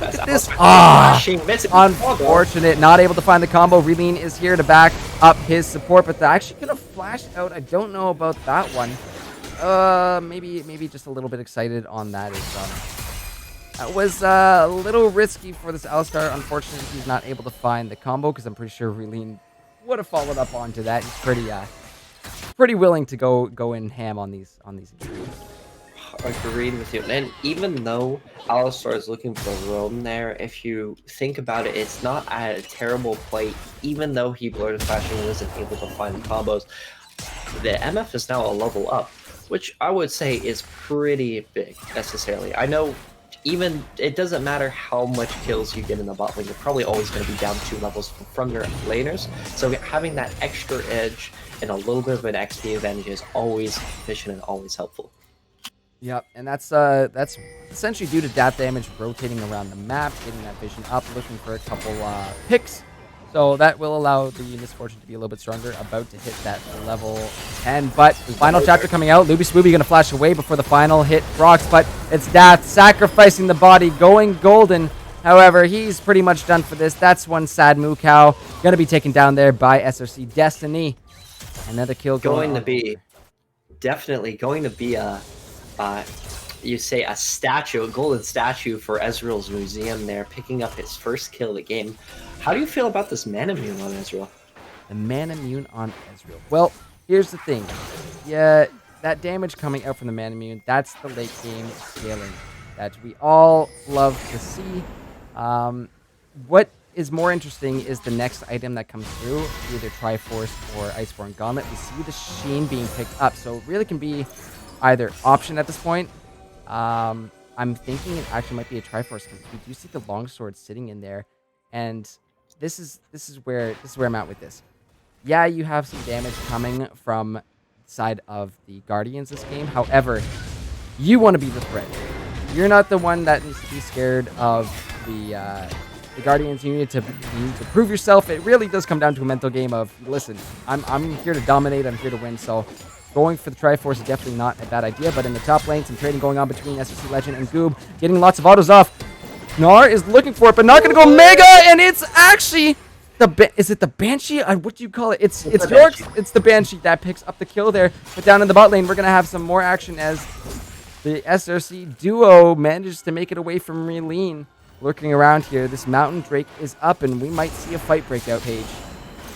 Oh man, I'm excited to Ooh, see it. massive shock wave, but the Drowsy coming down. Orianna gonna be asleep, and that's gonna be Vordaddy coming over top. Big Stormbreaker gonna be taking down Luby, but now on the chase, we are grouping up a little bit more. Lions are here and ready to party. We see that damage coming out of Ezreal. Final chapter back up again, and Madril will find the kill onto the enemy support. So Guardian's gonna have to give up this drag, and this mountain will be claimed by the Lions here. I find that such a clutch kill coming from Legend coming up to the top lane, securing that solo queue onto the Gnar so he can be there onto the dragon fight. I think was huge. That our ultimate could have been massive, but even more massive was that shockwave doing absolutely amazing amount of damage, setting up for Vordaddy, ulting over the wall, securing that NFL, and I never leave the dragon there. Just outstanding play coming from Lions, just making sure that their priorities are in tip-top shape as the mid tower is falling. Excuse me. And I don't really know why. We're gonna maybe see something bust out here on Herald, but there could have been definitely better positioning from Guardians, because even though that ward just expired behind the pit, we saw 3 wards behind that dragon pit, so they knew exactly where the Lions were coming into this fight, but chose to maybe step a little bit too far forward in this one and got punished for it. I completely agree with you. I just completes dominance coming over to the Lions there, making sure. I'm just trying to think of that fight and say it was such a blur, especially how fast the shockwave direction is as Goob. Uh-oh, Goob's in some trouble. He's getting torn down. That Banshee is dealing quite a bit of damage. Conqueror is showing us why it's so powerful on the Yorick. SRC Legends there, but that's going to be the Gnar going Mega. The True Shot Barrage coming through the double flash out of the Guardians trying to get out. Goob is going to drop, but it's Reline. He needs to make it on out of this. That Ori Ball doing quite a bit of damage now as Solera needs to try and get out. Slowed down and just clonked on top of the noggin as Orianna will find a double kill. AP mid now 3-2-2. He is very, very much clawing back into this game. Both of them are, I would actually argue, they're doing a very great job showing their synergies with each other, roaming around on the map, securing the kills and the picks that they need to, either inside team fights or even inside the map. Look at that. Top's inner tower goes down. What did I say about the focus onto objectives, as we have another fight breaking down in the bot lane. The exhaust and the final chapter onto Luby almost takes him out.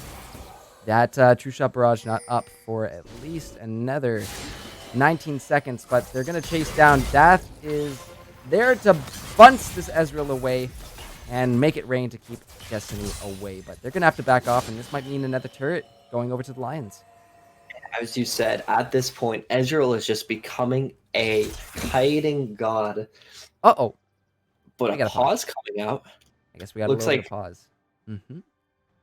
At this position into the game, I just am feeling to myself that unless that the Guardians can just find some type of huge engage coming from the Gnar, coming from the Lilia, coming from the Alistar even, it's just going to be such a hard time at this point as the Volibear is getting more fed. The Orion is completely surpassing the Ahri at this point, and Ezreal is just hyper scaling coming in with the Manamune popping soon, or probably in the next couple minutes or so, and the Triforce popping out just for that massive amount of damage. How do you feel they could maybe, or how do you feel about this game at the moment? Okay, so more than actually less than a couple minutes, because that Manamune is actually at 733. 733. It is almost at the mirror mana, which means his Ezreal is going to frickin' hurt. He's got the Sheen as well too, which means it procs on his Q, so even more damage is going to be coming out. I think Guardians need to find themselves a pick on this Orianna or the Ezreal. That is extremely hard to do with the fact that you have the threat of the Shockwave, you have the threat of the final chapter from Yuumi. So diving this back line is extremely hard, but they need to either blow them up before the ults come out of the Lions, or bait the ults out and then look to re-engage, because the damage that's now being shown to us by the Lions is starting to get a little bit overwhelming, and I don't know how the Guardians are going to deal with this in a head-to-head situation. I agree with you. At this point in the team fights, as I was saying, with the Mountain Souls, making sure that volley as tanky as possible is going to be a very huge threat, as he can just run through the enemy team, as there's no real way for him to be stopped besides maybe an Alistar knockback or a pulverize coming down Alistar. But even so, Volibear just ulting into the backline with Stormbringer will be absolutely a terror for Guardians. Wreaking absolute havoc on that back line. But speaking of back line, honestly, if Guardians look for a flank from either the Alistar or the Ahri here, they could potentially find themselves a pick. But again, that comes down to where are your wards? Are you making sure to sweep out the Lion's vision? You gotta have the advantage in the vision game if you're looking for a play like that. But that could be a potential option here for the Guardians to get back into this one. Agreed. The Essence Razor first item coming in from the MF here, as the Yorick is looking to see if he can get a pick off of and using his slow. Yeah, so this is going to be double Triforces on the side of the Lions. Ezreal has his Phage and Sheen already. He's looking towards that Stinger, I believe. And then he's really not too far away from picking that one up. The full Triforce, really. And it's a lot of damage, as right now we see the dive onto the bot lane. Final chapter coming down, but maybe not at the right angle, as Daft is going to have to force the flash on out. Goob TPing on down to make sure his teammates stay safe, and no trades exchanged. We're seeing the rest of the Guardians looking, but that damage looking to re-engage. That's going to be a Shockwave, only finding the Alistar. Cage comes down onto Luby, and he's going to be taken out. That's the Meganar. Gets a triple stun, but nobody there to follow up. Two members, that bot lane of the Guardians just wiped off the map here, and this could spell another Mountain Drake here for the Lions. Man, it's just so sad to see the position there. Alistar going in, maybe looking to be a little bit too aggressive, as he's getting caught out there with the Shockwave at the end. As well as Luby just getting trapped by the Yorick. Maybe he was hiding in the brush, I was quite paying attention to him at the time, but either way, really setting him another step back from Ezreal at this point, which at this point I think he would have is getting close to his Triforce here. Maybe a couple more bits of gold. I think he's getting it from his back here. That's Triforce. So two Triforces, as we see Solern actually looking to go in. Minion's gonna say get down President once more, and that's narrowly avoiding the charm here. But Dath is back, manages to get the combo, looking to get the stun from the alley. E locks him down, and the charm follow up. The flash is there, but the answer from AP mid flashes away, keep themselves alive. The ignite even being burned by Solern, but a lot of a really, really close one. Good try there by the side of the Guardians. They're actually going to miss that one. But, oh, yeah, top lane. We've got some action. And Luby, what you doing up there by yourselves? Yes, there is 1.5 champions between SRC, Destiny, and Madril, but you are one. So 1.5 is bigger than one. And yeah, that math just doesn't add up to me.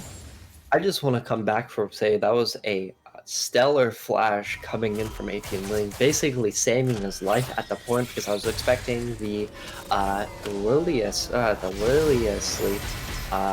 Lullaby coming in to secure that kill over to it. So I think that was a very, very beautiful flash. Probably the best uses you could actually use necessarily. But just talking about itemization at this point, do you think the Lilius should go for the Deadman's Plate at this point? I mean, you get extra kiting, you get a little bit of extra armor against what is definitely going to be a scary Yorick and Ezreal. So I don't think it's terrible. I'm not, again, not super familiar with the build path here on Lily, as I am probably the worst jungler you could possibly find. What do you mean fire dinger, bro? Yeah, that is. You know what? I've done it once. I played Jungleheimer one time, and it actually didn't go terrible. We won that game, but I didn't do bad. But There you take go. a look at this. It looks like the Baron is actually getting started up by the Lions here. Looks like there's going to be very little, just very little response until recently. The Alistar is rotating over as the York's TPing. Reloon jumped on right away. Final chapter is through with a double shockwave there. That's going to be one dead deer, and now it's Death trying to make it out. Aftershock there will slow down these members of the Lions quite a bit, but that is unfortunate. They try to find it, and the two-step barrage will find it. My goodness, Destiny from downtown able to pick that one up, and now it's the Baron being burned down here by the Lions. They're going to go ahead and claim the second Baron of this series. 100% Baron taken so far by the Lions in this best of 5. It's just absolutely stellar. Unfortunately, no presence could be saved at this time as Ezreal is chopping off heads, coming in, getting a clean banana off to the mid lane, picking up a kill for himself. It looks like he's picking up Clawfield's, probably going for the Death Stance build, including with that. I could be wrong with this because I'm not too familiar about Ezreal builds. The Dead Man's Plate is getting picked up by the Lil. Uh-oh. Paige, you still with us there?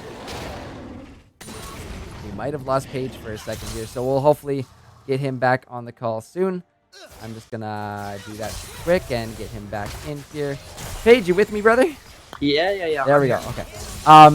So what we were talking about build paths here, and this Caulfield really has a bunch of options, but ooh, face checking that bush. Solaren is going to be doing a bunch of damage. Gets on over the wall with the ultimate, so luckily able to survive that one, and mid with that bowling ball damage, that swirl seed coming through.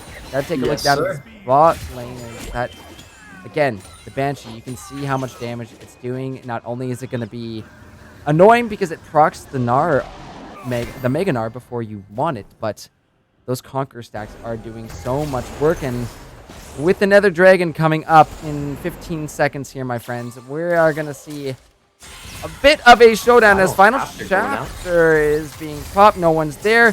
True Shot Barrage comes through, dealing a bit of damage. Dath is just there to bump out for away, and even though they're pumping out some good skill shots, it's not doing much to the Lions here. Those Mountain Drakes definitely helping out with the tankiness, and this third one here, this could put the Lions to Soul Point. We'll see if Guardians are just going to let them go for free. Oh my god, the double shockwave. Death will go down.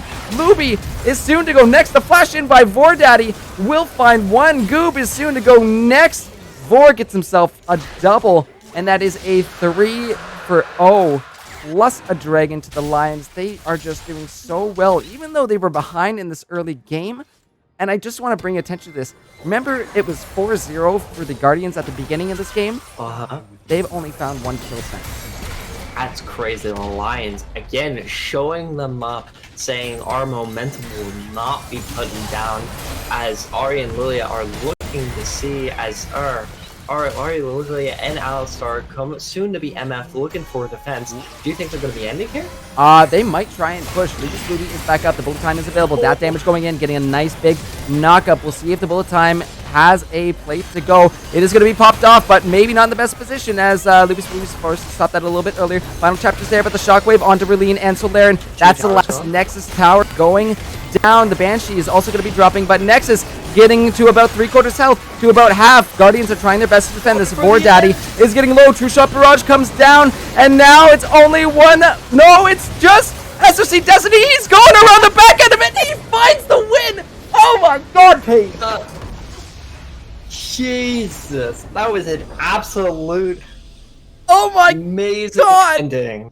I thought, oh my goodness, that was so close. Guardians almost find the fight that they've been wanting all game, but it's just not enough time. Their Nexus turrets go down.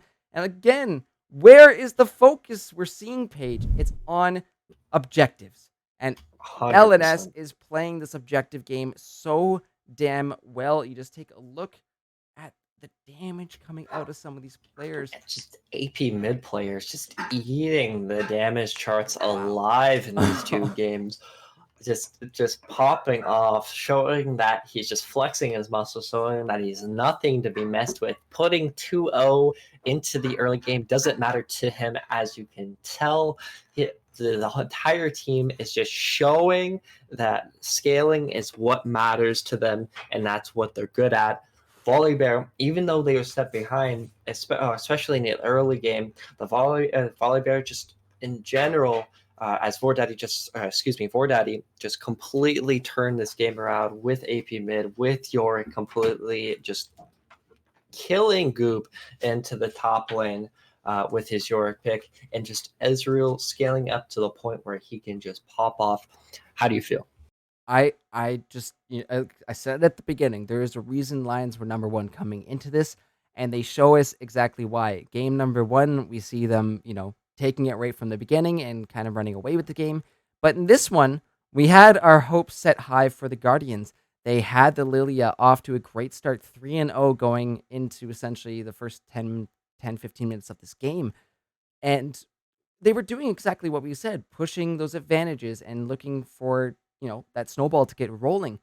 But all the Lions did was, again, they know how to play. They just sat back. They said, listen, we know we scale. We know this Ezreal is going to be doing some great damage as this game goes on. So why don't we just chill for a bit and then we'll look to go.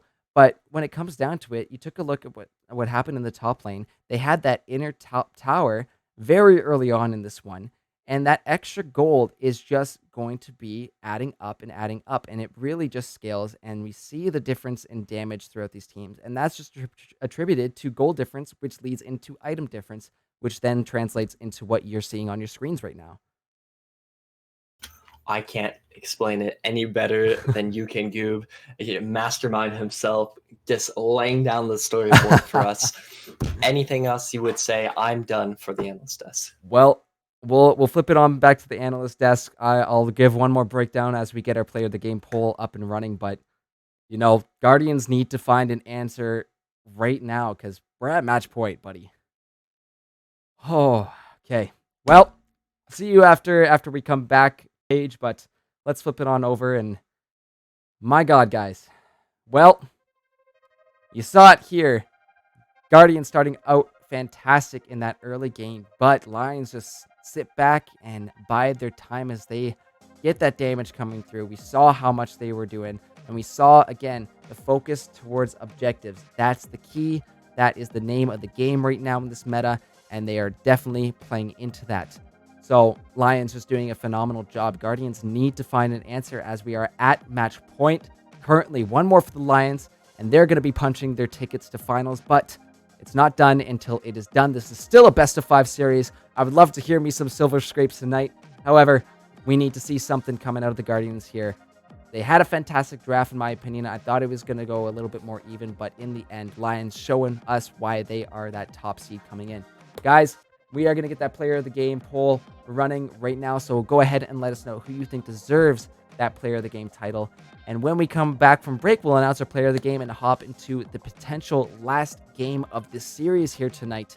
So we'll see you in a few. Make sure to get those votes going, and we will see you in a few minutes, my friends. Don't go anywhere.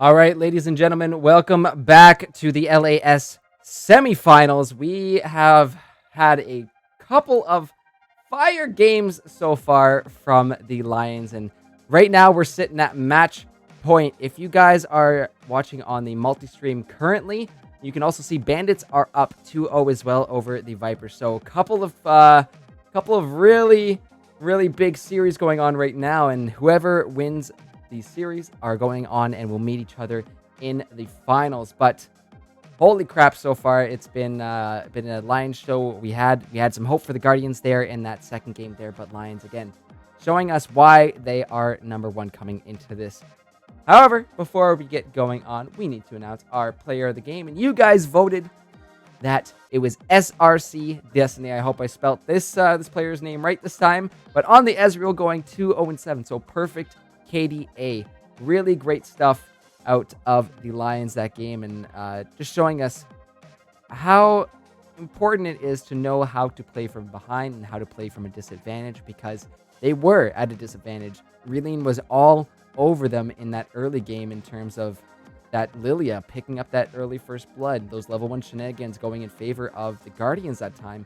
But it wasn't quite enough for them, and unfortunately, that means Lions are now at that point, that match point here. But we are going to get this game 3 going for you guys in a short moment. We are just getting teams lined up here, getting the PentaQ ready for our players here. But Lions with the side pick in game number 3, meaning they have chosen a blue side. So third game, still same sides, no switch up here.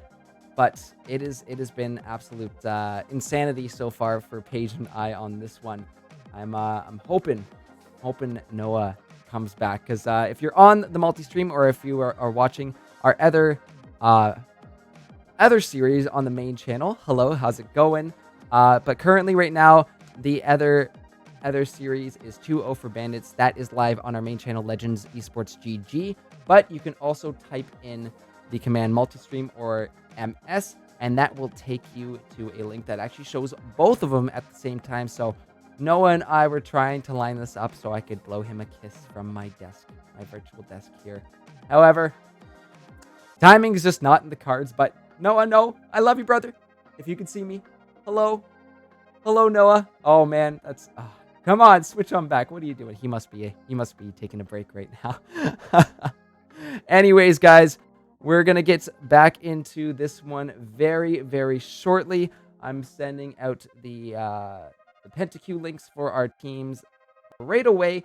But let's hop on back to the caster desk and bring Paige back with us to talk about what we might be expecting in this one here. Ladies and gentlemen, welcome back to the bloodbath. Yeah, you could say that twice. That's it's been definitely a Lions' favorite series as of so far. Definitely, for sure. As just looking for this, see what the Guardians can maybe bring back into the series.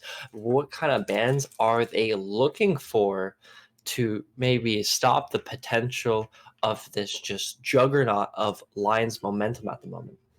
All right, so I gotta say this. I think some attention should be turned towards the jungle. Vordaddy has gotten volleyed now twice in these games, and even though he might not be at the top of the kill charts or the damage charts, the fact is he's putting in work for his team, and he's getting them ahead, and he's getting that snowball rolling for the Lions, and that's all he really needs to do, and let his team kind of take it from there. So he's been quite a bit of a threat, and given the first game, I was like, okay, that was a good volley bear game. Seeing the second game, I'm like, okay, this guy's clearly got some skill on the volley, and something needs to be done about it. So either you pick up the volley, you pick a counter to the volley, or you just outright ban it in this one.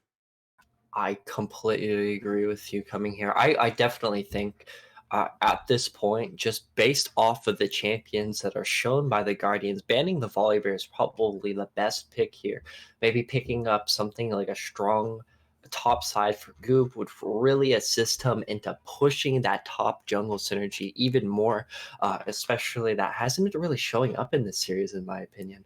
he hasn't been able to really pop. Goob hasn't really had needed to, or it was able to pop off like he usually does in most series. And I really do think that is probably the best chance that the Guardian has to take back the series.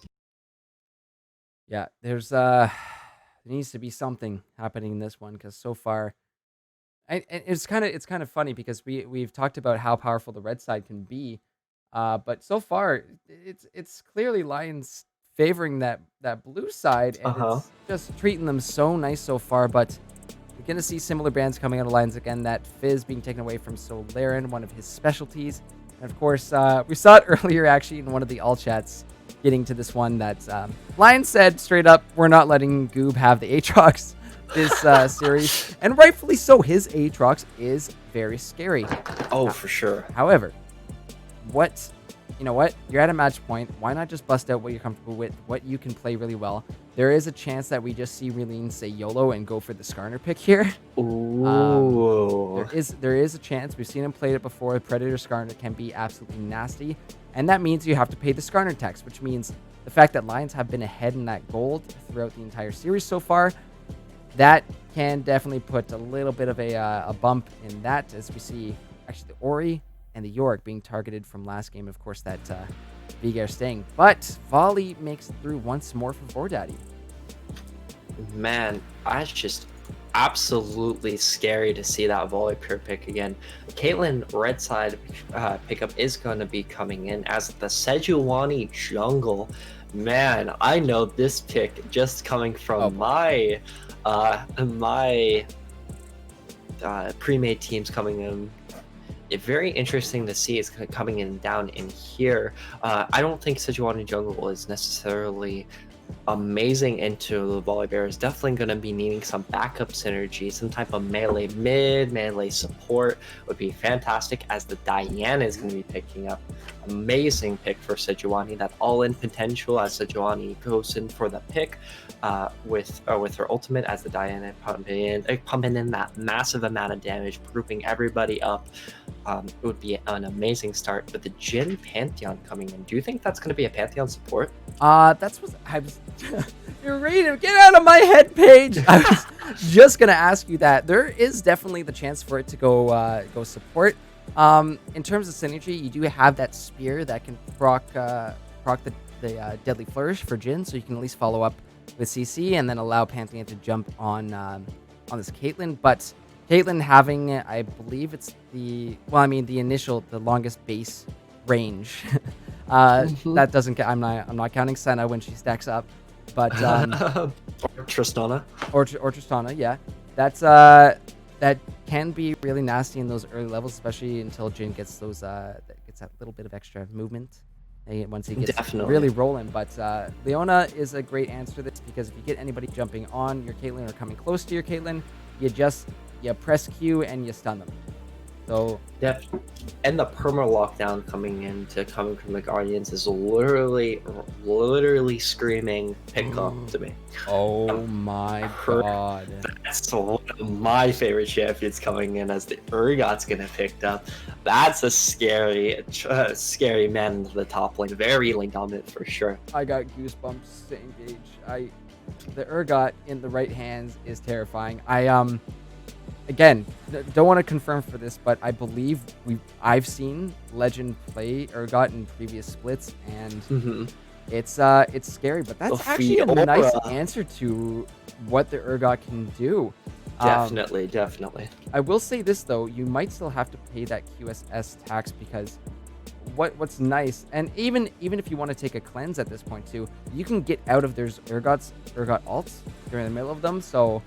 That's definitely not a bad option for maybe Goob on this, considering Caitlyn isn't the most mobile of champions. So we'll have to see what happens here. But I'm thinking that Galio's going mid and the Pantheon's going support. Could be flip flopped either way, but that is my guess for this one. I think I'm in agreement here. The Galio is going to be a nice wall for the Diana in the laning phase, maybe forcing her out to go for maybe a roam coming in from the Caitlyn Leona. The Fiora is going to be a very scary pick if the parry precision is on point. The Fiora will just absolutely make a pin cushion out of the Urgot, but necessarily seeing Vordaddy on the volley bear, most likely the volley bear, for a third time already is a very scary sight to see. He's very comfortable already. He's very warmed up on the champion.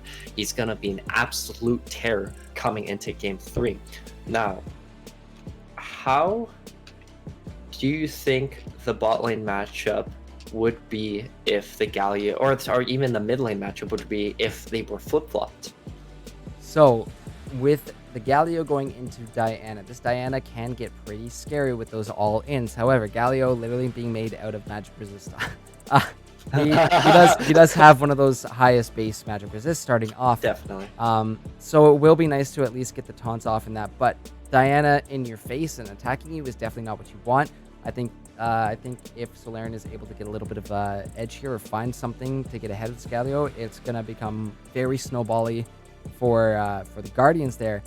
However, if it's Pantheon, I don't know about the Pantheon. You do have the shield to at least block that initial Q damage coming through, but I don't think that stops Diana from jumping on you and getting that lockdown.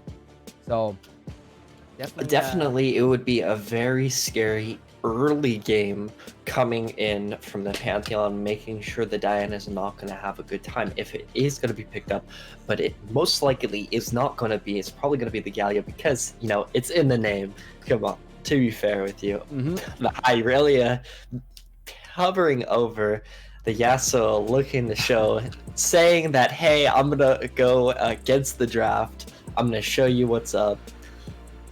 Yeah, just flexing a few picks here, but yes, it is the Galio into the mid lane there, which means it will be Pantheon down joining Jhin. And here's another thing. This bot lane, the SRCs, they're practiced.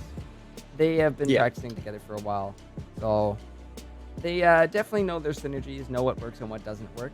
So I'm thinking this is something that has been used before off stream. Definitely.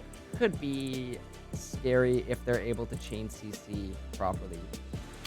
And just the semi-global ults in general coming from the Galio, coming from the Urgot, coming in from the Pantheon as well, it's going to be very scary for even dive techniques with the Volibear ult, or even just Pantheon in general. Able to block turret shots is going to be a very scary sight to see coming in from the mid lane, from the top lane, or even coming in just straight down to the bot lane trying to shut down the Caitlyn.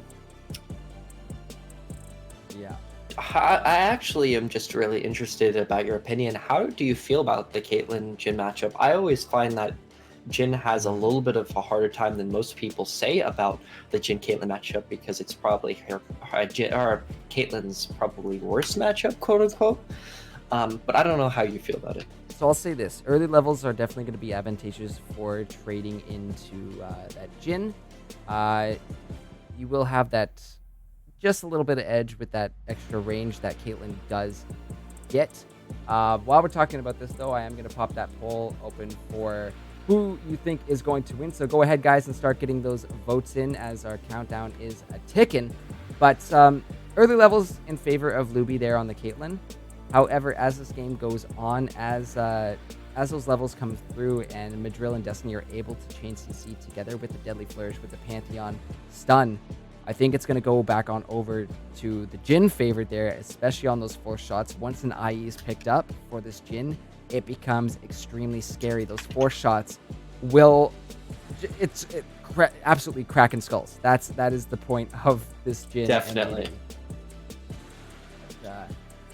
Seeing those votes going over to Lions again, and see how this one is gonna go, because I don't know, a lot on the line here. This is potential finals here for Lions. They need one more in 2 wins currently, both on the blue side, and they're back there once more, looking to pick this one up. A lot of disengage options here from the Guardians, but what are you thinking, Paige? Who's taking this game? I'm just really looking at that Lions team comp and saying, wow, that is a very scary team if you let them have their way. Now, of course, you can have some great Fiora plays, making sure she's an absolute menace in the top lane. No doubt about it. She's an absolute monster while ahead. Same as Diana, same as Caitlyn.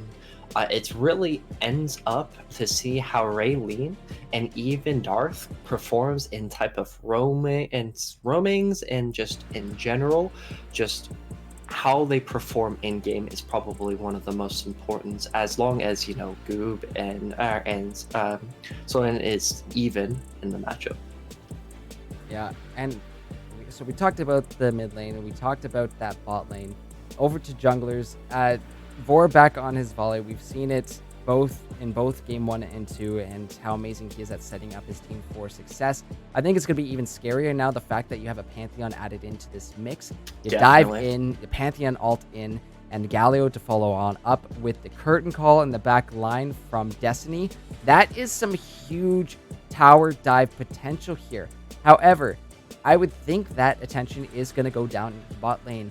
So this is something I mentioned to Bartowski last week for the LRS draft, is that there is a possible window here for a split push to open up. And if Goob is able to get that rolling with Fiora, again, all it is vision. You got to know where the enemy is. So if you see the attentions down there, if you see them taking Dragon, you got to be doing something. You can't just be sitting around picking your nose. Go for the towers. Go to push. Take something. You know the objectives are key here, and you got to be looking for them. Objectives is key, and Goob is never wrong. That's what I say.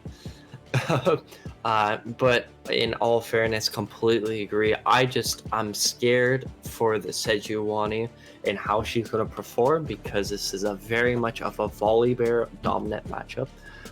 So Volibear, if he wants, can have his way in most 2v2s. Now, coming into the 2v2 before we switch over to the break, how do you feel about the mid jungle 2v2 matchup? Scary. It's it's gonna be scary. We'll chat more as we hop into the rift and see this one unfold. Sure. But guys, we're gonna hop to a break. Make sure to get those votes in for who you think is gonna win. But when we come back, potentially match point here for the Lions as they're looking to punch their tickets to finals.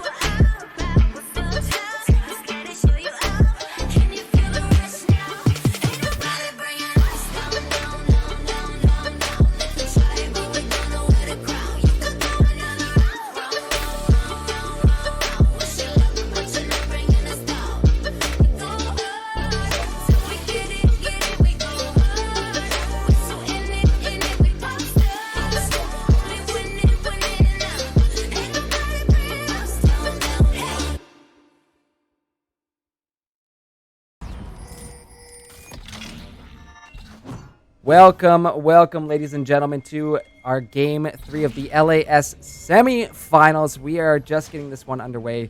Possibly some more level 1 shenanigans. We're 2 for 2 so far.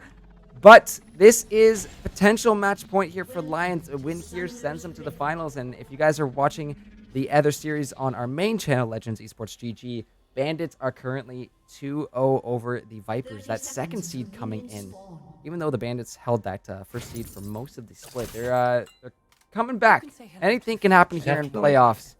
And I'm actually unfortunately I'm super excited. I would have been super excited seeing these teams crash once again in a level 1 invade, but it looks like it's going to be a level 1 invade coming in from it, but it looks like they're not going to get anything from it unless they're going to be over greedy and stay I for a don't late invade. know. This is risky. Will they be spotted out? Oh, Leona actually doesn't spot them. You can see the vision on your Yep. screen there.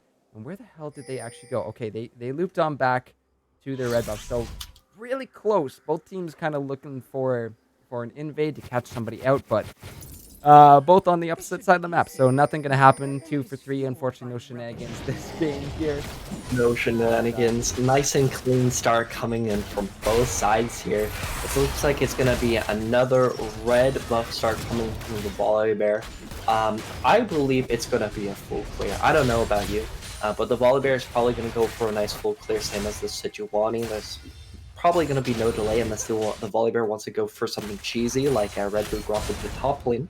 But nevertheless, there's some heavy poke coming into the mid, and that's kind of scaring me a little bit, especially just how scary Diana can get. But how are you feeling just from the rune setup from both teams? You got to get the tankiness through. Once this Urgot gets rolling, once the Galio starts to get some items, that Proto Belt is definitely going to help out a lot for not only just the engages, but cooldown and a little bit of extra health in that back pocket of Galio. You just need items. That's the magic part here. Same sort of deal where Guardians might have a little bit of an advantage here with the Diana and with their bot lane. Top lanes are definitely both hard scalers, so we'll see lots of damage coming out from them throughout the game. However, we were talking about the jungle before we came in, and obviously Vordaddy on those 2 games previously. Volibear has been doing excellent so far, being a great source of damage, being great setting his team up to snowball. We do see Sejuani from Relene this game, and not so much a damage dealer, but there to set up these kills. And now we see the dive on Pantheon jumping, the ignite coming down, aftershock from Madrill to slow things down. Or it's us from Daphne. Oh! Back up is mid lane. Oh my goodness! The replay machine was working tonight. We take you back in time, but unfortunately, we just caught the tail end of that one. Solaren finding that solo kill, and that's what I was saying in that draft. I was a little worried about that Diana is going to have a little bit of advantage now, even more than just a little bit going into the start of this game. Definitely. That's a scary Diana already popping in, but worst comes to worst, I'm going to hold my tongue onto the Diana here, hoping to see if she can pull through and continue her leads here. Coming in from the bot lane. There to each other. Bot lane, we have another follow-up. The Deadly Flourish is there. The heal actually being forced out of Luby and a flash as well too. So 3 sums down on the side of the Guardians bot lane, but both heal and ignite taken from the SRC duo down there. See some more trading back on to mid play as he takes a that Deadly Flourish almost finds Luby. Gonna have to probably back at this point. You can't stick around for this. That's just risking dying. Relene is up in this top lane, so I think we're about to see something. Relene is here with Sejuani. That's going to be the passive down, getting a little bit of freezing as the aftershock is procced. And SRC Legend going to be taken down. That's Goob finding that kill. As a pause comes in. Unfortunate. So far, we got a solo kill on Solaren, and we've got a nice little gank set up there by Relene in the top lane. Kill going over to Fiora, the more scaling champion there. So I think that was really well done to make sure Goob picked that one up. Man, I just coming into the part here. Goob kicking up that first blood into the Urgot is going to be mighty fine for the Fiora in general.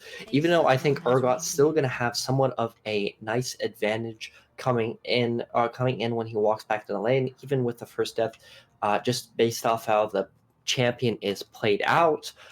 Nevertheless, it's going to be huge once we start hitting the end games where those vitals are going to be massive true damage blocks coming for the Fiora. Coming in from the bot lane, that's a really scary. I'm just a personal disservice, like anti-fan of Pantheon support, man. When I'm playing AD carry, that's my bane. I almost ban it every game if I could, especially that I play very late game AD carries like Twitch. But nevertheless, he stays anyway. Oh, and almost gets taken down by the Pantheon Spear. Deadly Flourish just narrowly missing. And yeah, Luby really needs to back now, sitting with like just climbed up to 30 health from just passive healing, but was under 30 health there. And yeah, don't want to risk things too much, but that is going to set that bot lane behind quite a bit. So crazy to see that. And also, a huge CS advantage coming in all this early into the mid lane is a very scary thought, because the faster that Diana comes online, the faster that the Lions are, or the less chance I should say, the less chance the Lions have the ability to react against it and itemize against that Diana. Now, Volibear's going for the dragon. Sejuani's going to be picking. Seeing that. Oh boy, Do yeah. you think it's going to be a fight? I think we might see some rotations come through here. We don't have level 6s quite yet, so it's not going to be a massive fight. So for that reason, Guardian backing off of this. They don't have their key damage yet. Sejuani and Diana all are going to be so clutch when it comes to these fights. And not having that, they make the smart decision to say, okay, fine, you take the early OC break. We'll get the next one. Hopefully, for sure. I would love to see a taunt coming in. Ooh, nice little taunt there. Trading on to Solaren. The aftershock comes through, but Solaren going right on back in, trying to proc that Conqueror, but getting quite low, forcing the flash out. Vordaddy is here, no 6, but flashes on in, picks himself up a kill.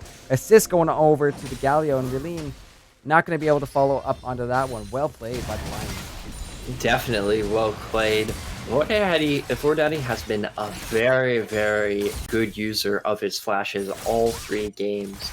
It's been a very, very good to see those early picks coming in from specific key targets onto the enemy, making sure that Diana is nice or isn't as happy as she wants to be. Coming in back with the catalyst, it looks like it's going to be a rod of age Diana. SC Legend was backing on, and Warden now caught out by the 620 ultimate.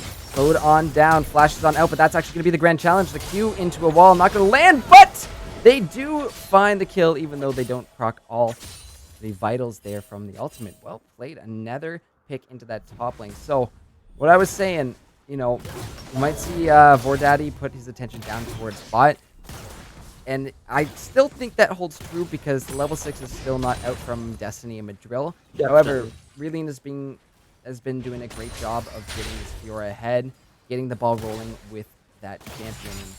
Again, split push is still a potential here. Can't count that out, but you have to wait until Fiora gets some items. Usually once that, the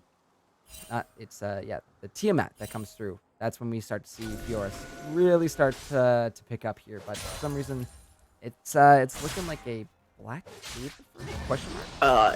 It may be a Black Cleaver. I'm hoping it's actually the Triforce, because well, no, it's the Caulfield that you already build the longsword into. The longsword's for the Tiamat. Yes, longsword would be for the Tiamat, or it could be for a Caulfield as well too. Could build. Oh yeah. So multiple options here. I mean, you take the Black Cleaver, that's an automatic 20% CD. It's really awesome. Nice little pose there from Goob on out of that one. But here's where the Lions are at. Because now we see this attention being turned down into the bottom lane. Vordaddy is here. They jump on. Galio first comes down as Galio ult on to Dath. Knocks up one. Caitlyn taken down by... Oh, Destiny finds a double onto both of them. Unfortunately, Vor will drop, but I mean, the gold goes over to the support. And the heal went onto the Pantheon there. Yikes. And that's why, just a little trick. Yeah, you can press heal. Yeah, I might heal whoever's close. But if you hover your mouse over one of your teammates there, the heal will actually be directed right to them. So a little trick there that actually came from Aram. I learned that one. Aram actually something useful besides a fun little game mode. Yeah. But already, we're seeing the push onto objectives. That extra little bit of turret plate gold will tie up the gold here for the Lions. Man, I just don't know, man. That Fiora is just already so scary. At this point, the Urgot's going to be majorly on the back foot because he's so reliant on items to really push his advantages, especially if you're going for like a Black Cleaver burst, but forcing himself to go for the Bramble Vest to make sure he stays alive against this matchup. Just the Caitlyn as well, even though on the other side, on the other flip of the coin of the bot lane, that Caitlyn is pretty far behind that Jhin. Just from the items alone, and the gold, he's almost like 2k down. Or he's 1k down, excuse me.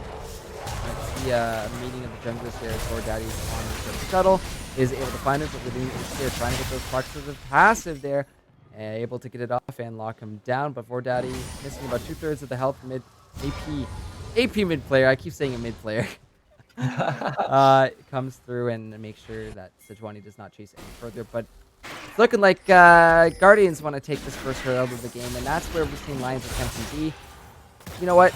Yeah, whatever on the Dragons. Yeah, they do get this first Dragon of this game, but they've been consistently getting these heralds and pushing towers. It's been fantastic to see so far this series. Where would you think the Rift Herald is going to be going up? Is it going to go to the top lane again? Tippy top. That's where Releen's focus has been, and you know what? Why not just double down and go all in on this top lane? Make sure Fiora gets even more. If you can drop a Herald down for Goo, that would be fantastic. But another fight breaking out in the bot lane. Dot damage caught on down. Solo Flare is dropped, but that is going to be the Deadly Flourish. Rooted on down by a trap. But Daft is melted down. The last little tick of Ignite will do it. We got another fight breaking out up in here. GoDaddy is actually going to be taking down Solaren, helping out his jungler on that one. So 1-for-1 trade across the map. Support lost from the Guardians, but GoDaddy taken out means no jungle, which means we're looking like this cloud's going on over to the Guardians, and we'll get to see what the soul is going to be this game. I mean, you even called it. It was the Guardians picking up that second dragon, Infernal. Now that's a scary dragon for both teams here. Getting an Infernal Drake onto that Jhin will be making sure he will do maximum damage, counting to 4 every single step of the way.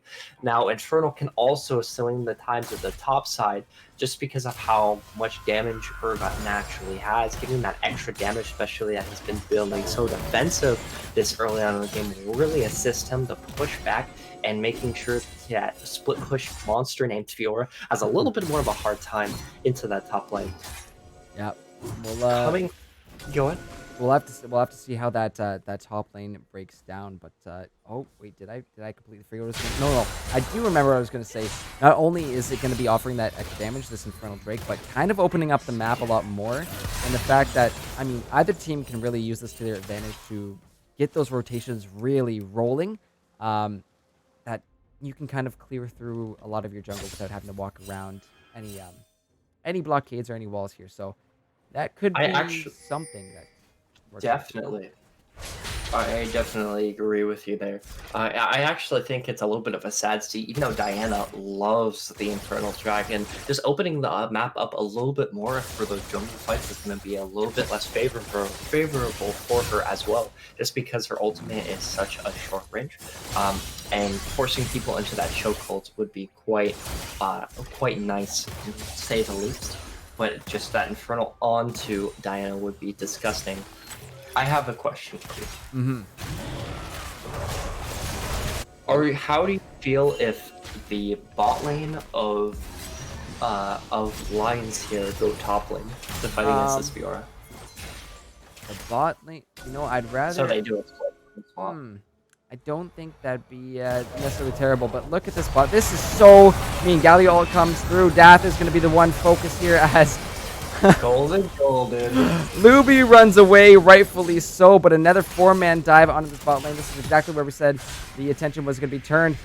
That Galio down bot, he's going to get back on mid to meet Solaren, but first turret going to be going on over to the Lions. They take down that bot outer. Take a look up in the top lane as no Herald available right now. I'm not too sure actually where that thing went, but only one plate between Fiora and Sejuani here. So gold advantage now swinging into the favor of the Lions as the plating is going down. Man, coming into the top lane, missing it just a little bit of a hair. The Fiora and the Sejuani both blew both of their ultimates, trying to grab the Urgot from underneath of his tower, but fortunately for the Legend there, he was able to just crab walk his way out of that situation. Nevertheless, coming back to that original idea, I know it's a little bit late now as there's a little bit of fighting in the middle lane, Yeah. What is your opinion about that if they actually made that decision? So I would think they still might need the help of Yulin to take down Urgot. You will have some great engage from Leona. However, Luby Scooby is level 8. SOC Legend is level 10. This Urgot, the fact that he has a Bramble's Vest already and Tabbies, he's going to be able to sustain a lot of that early Caitlyn damage, especially that she doesn't have a full item yet. So it's not a guarantee as Madrill is waiting in the bush here, looking to hop onto Luby immediately. Here's SOC Destiny. Deadly Flourish will come out, lock down the Caitlyn. The exhaust is down. Soul is the Solar Flare. The Pantheon looking to try and go into this one. Not going to be able to, as nice little disengage there. Death damage, saving his ADC. And that's the great part about Leona. It can be played two ways. You either set her in attack mode or defense mode. You can really flip between either way right there. As another DC comes in, Yeah. just That's working right. But looking at the gold. Sorry about that. No. To go back to original point about the swap there, because even if they swap, if Fiora's sent down to that bot lane, I don't know if she can deal with a Jhin and Pantheon together. Individually, yes, at this point. But if they're still together, we see how strong their synergy is. I meant the Lion switching the top lane to match the Fiora, less than the Guardian switching the Fiora back down to the bot lane. I know it's the same difference, quote unquote. But yes. Honestly, at this point in the game, I'd say go for it. You already have that bot tower. You've already opened up that bot side of the map, so why not send the lane that is ahead and winning and has an IE and BF sword on a Jhin? Why not send them top, right? You have that advantage. You're going to be able to push the lane. It doesn't matter if you're looking for kills. You don't have to go all in on this Fiora, but you could go ahead and get yourself some more gold and possibly another turret here. So I don't think it would be terrible if they decided to go for something like that right now. Definitely. I think I completely agree with you there. Sending the bot lane into the top lane, seeing if the Fiora is going to stay up there is going to be a real big hindrance to the Fiora, especially that she really wants a split push. At this moment, being so far ahead, practically 2k up against the Caitlyn as the Jhin, is a very nice position for the Jhin here.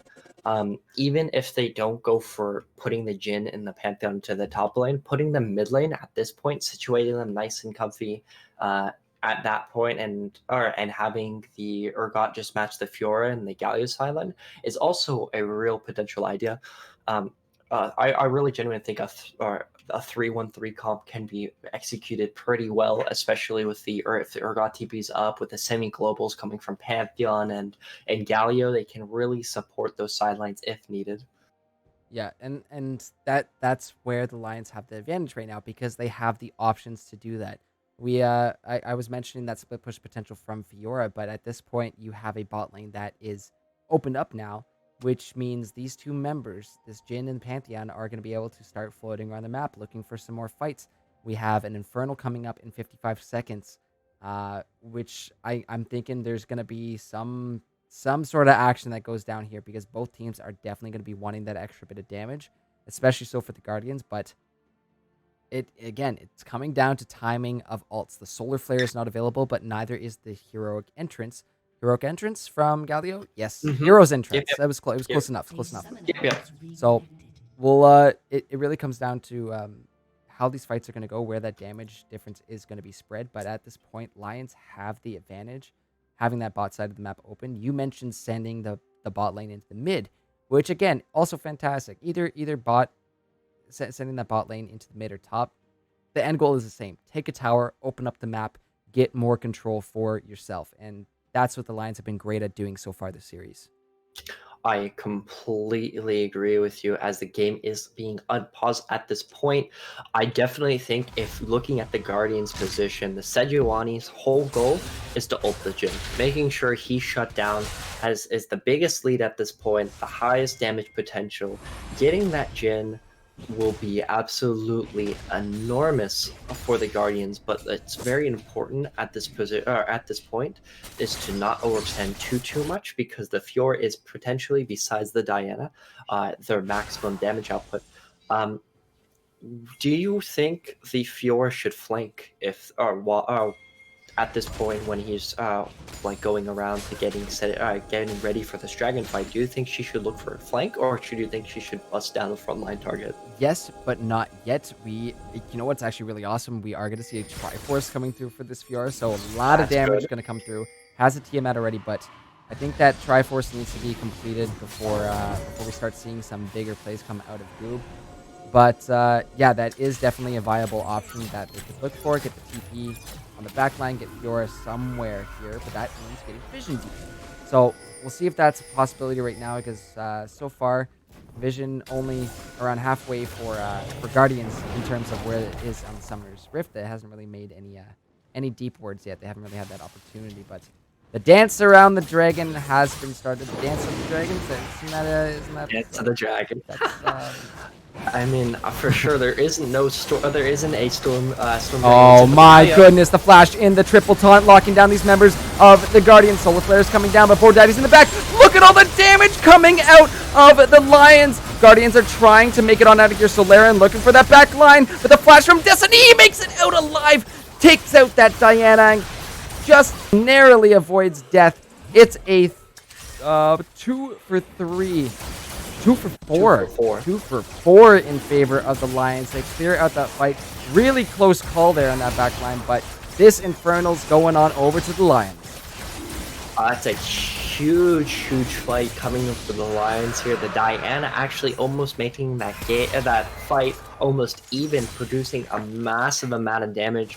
The IE spike finally did hit during that fight, but unfortunately it was not enough for the Guardians to punch through the advantage, as the Jhin was happily just auto-attacking with an amazing entrance from the Galio. No heroic entrance needed, just a nice, beautiful flash taunt with 3 people. Was a clean getaway for the team either way. Yeah, that was a disgusting engage there by AP mid player. Really well done to lock down these members of the Guardians and initiate that fight. What I did want to bring attention to was something I just saw on the map. Let me just think super quick. Saw it, and now it's going to drive me nuts because my brain's moving at a million. Yes, Dragon difference. Dragon difference at this point. So Laren almost found Destiny on the back line. We saw him kiting really well. He had to burn the flash anyways, but that extra little bit of movement speed came through in clutch. However, we saw the health bar just pick up just a little bit, just enough to survive. A little bit. What do the Lions have that the Guardians don't right now? It would be that nice and juicy extra percentage damage coming from the Infernal. And an Ocean Drake. Even though it's minuscule, it's when it comes down to those numbers, it can really make a difference. Definitely. Here we see an engage in the mid lane as the play going to be going into AP mid player. And Solaren trying to make it out. Solar Flare on the back line, but that's going to be the curtain call as Pantheon is here to join. 4-shot comes through, and he's threading the needle before Daddy's there to clean up Dath. And couple close Jhin shots there, but Lions find another. Whoa, my goodness, what just happened to SSC Legend? We lean back up there to help out his Fiora, but see how low Goob is, even though there was 2 members there. Urgot almost able to find a trade kill up there.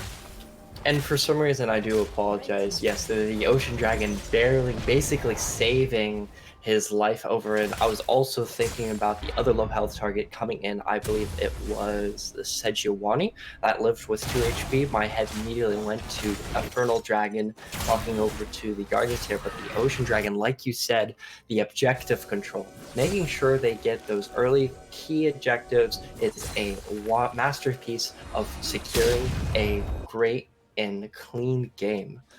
I'm just puzzled at this point, and maybe you should just throw everything into the Fiora at this point. Necessarily, the Diana's going to be naturally scaling. She's been doing pretty well for herself necessarily, but making sure that Fiora has a great time split pushing, making sure the Urgot has no ability to do anything, even though he's like clearly back in the game, as that damage potential coming in from the Urgot just shredded the Fiora. Yep. Trading back up in the top, you see the chase away down around the jungle there. Chase down through and stuck back in. Nom. SRC Legend's gonna pick up a kill there onto Goob using that Urgot ultimate. Well played there, but I was just gonna say the intention. I would say probably send the Fiora bot now, considering that the bot tower is closer to dropping than the other. However, we might have a fight coming out here as Vordad is getting Soul Fur on. That's actually going to cancel the Galio ult, stopping the hero's entrance, but now trading back and forth. It's an absolute brawl here as it's going to be AP mid player going golden. Luby Swooby getting low, able to find a trade, but gets taken down himself. Oh my god, and another 2 kills going on over to Vor. Ends up being 2 for 3 in favor of the Lions. More gold going into the pocket of that team who's already just been so strong this series. Up around 4 and a bit K gold at this point in the game.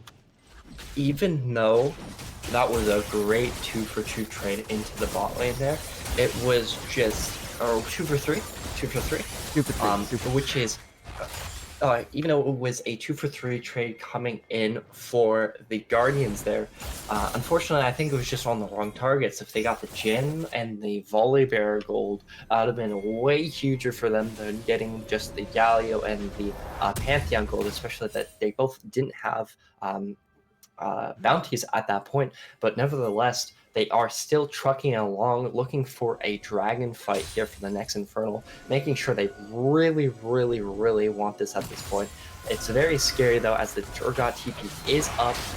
So if he is a little bit late to the fight, it will be no problem. He'll be there right away. The setup from the Jin in the back line, and the TP from the Urgot is coming from the mid lane at this point. He's going to be rushing over there with his crab legs.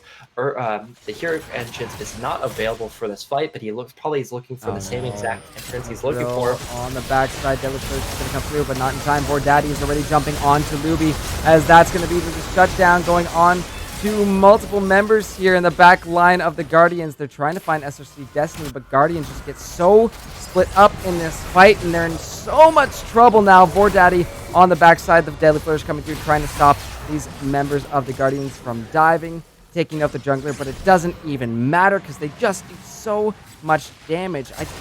Again, Lions stick together as a pack. They're literally a pack of lions, if you want to say it. But that's where they come through. They split up the Guardians and just surgically remove them from this map and pick themselves up another Infernal, putting that soul point.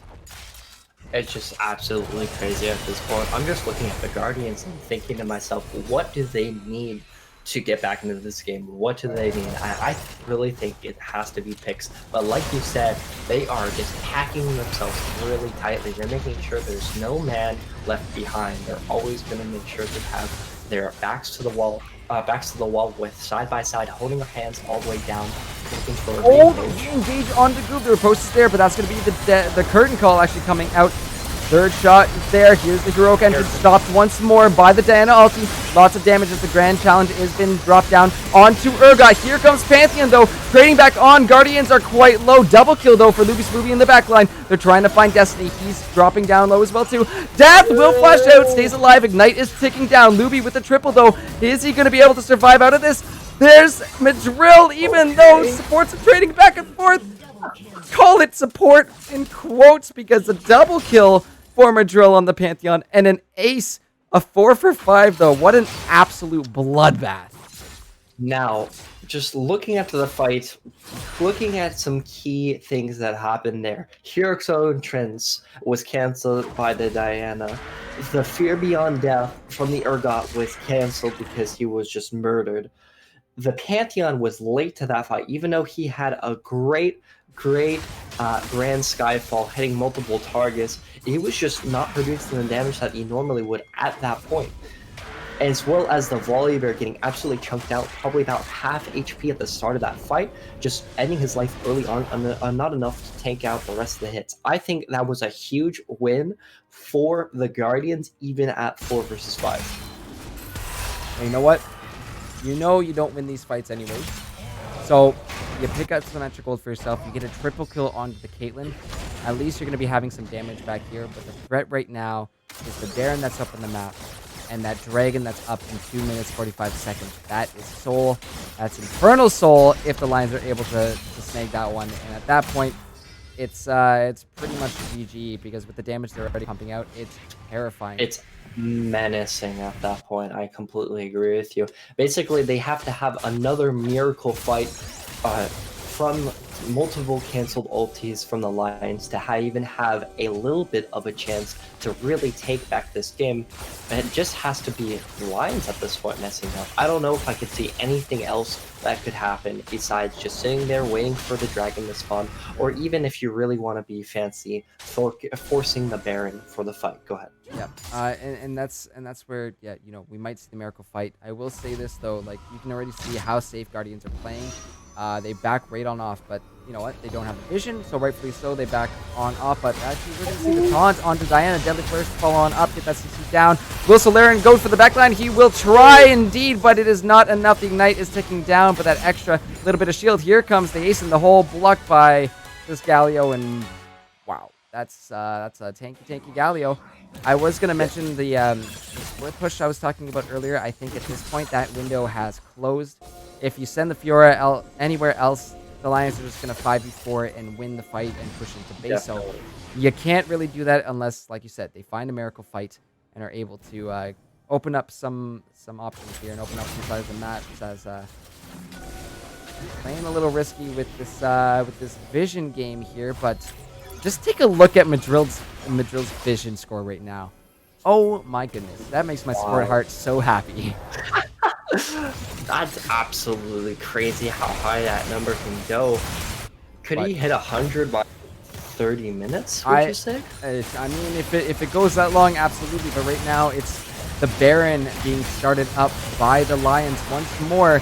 They've gotten every single Baron this series, and they've made use of every single one. So that is going to drop Baron buff going over to this very already strong team that is up.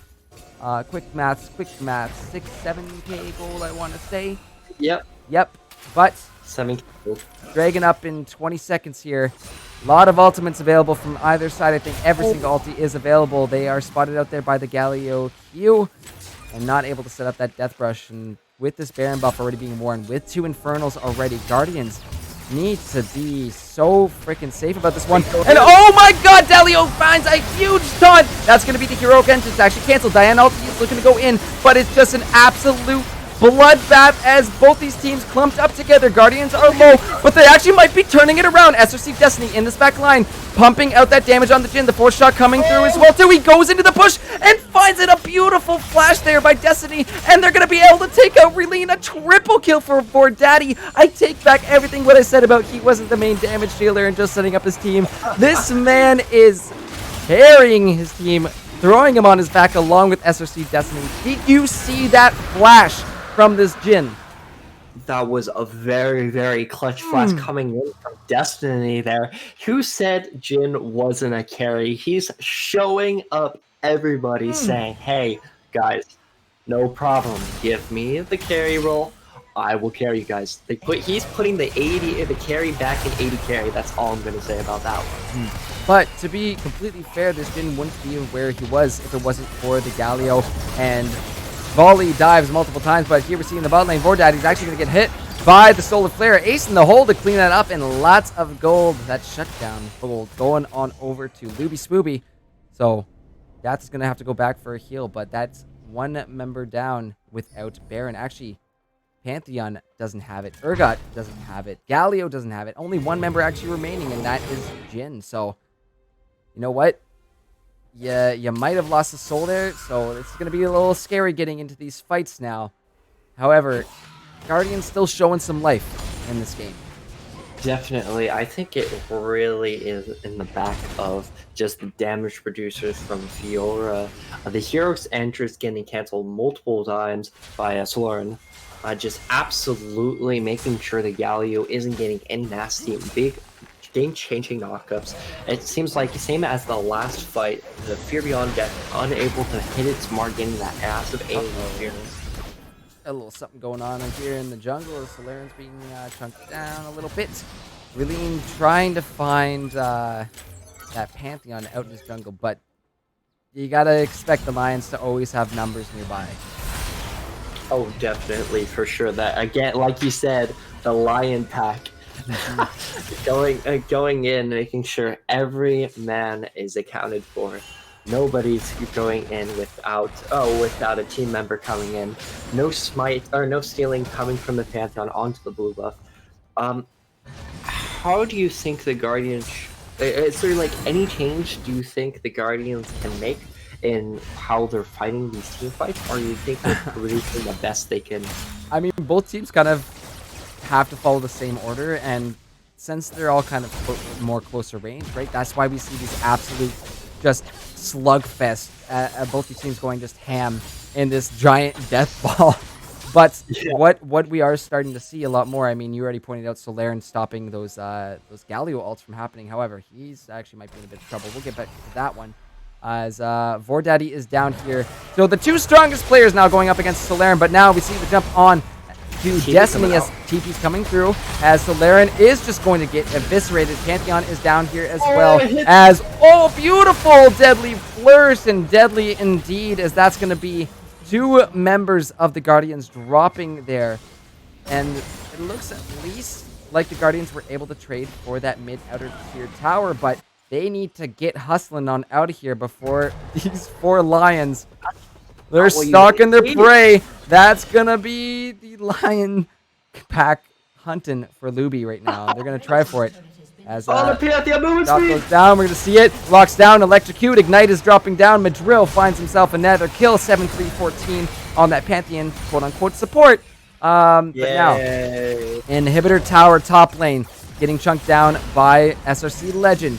Urgot trying to take that one down, but the mid inhibitor dropping into the Guardian space. Big old taunt there on to Leona, trying to get on out, but drag back into Juani will drop. Leona will drop. These members of the Lions have no fear and are showing why they are the #1 seed coming into this playoffs, as the heroic entrance gets the knockup, but the kill going on over to the Lions jungler. AP mid player going golden, but on to the Nexus towers they go. Lions coming through and showing us how damn strong they truly can be. They're going to finish this one off. They're going to punch their tickets to finals, and we will see them next week as they face off in the LAS draft finals. Luby Spooby just unfortunately getting punished here in the base, but that is GG. That is the series, and Lions are going to finals. You know what they say, Lions are the king of the jungle, and they're really showing it with a nice 3-0 going over to the Lions, winning over to the Guardians. This game was a bloodbath. There was many turning points that you could see from both sides here, but at the end of the day, the Lions are topping out on the charts. Wow. I don't know what I can say about that damage graph. How do you feel about this game? Wow is one thought that comes to mind right away. You just clearly see that Jhin damage is absolutely obscene coming through, and that's not so surprising if we go back and take a look at his build real quick. The IE, the GA, the Rapid Fire Canner, and a Storm Razor. Not built first, thankfully, or else we'd get some comments from Awesome Sheep coming in here.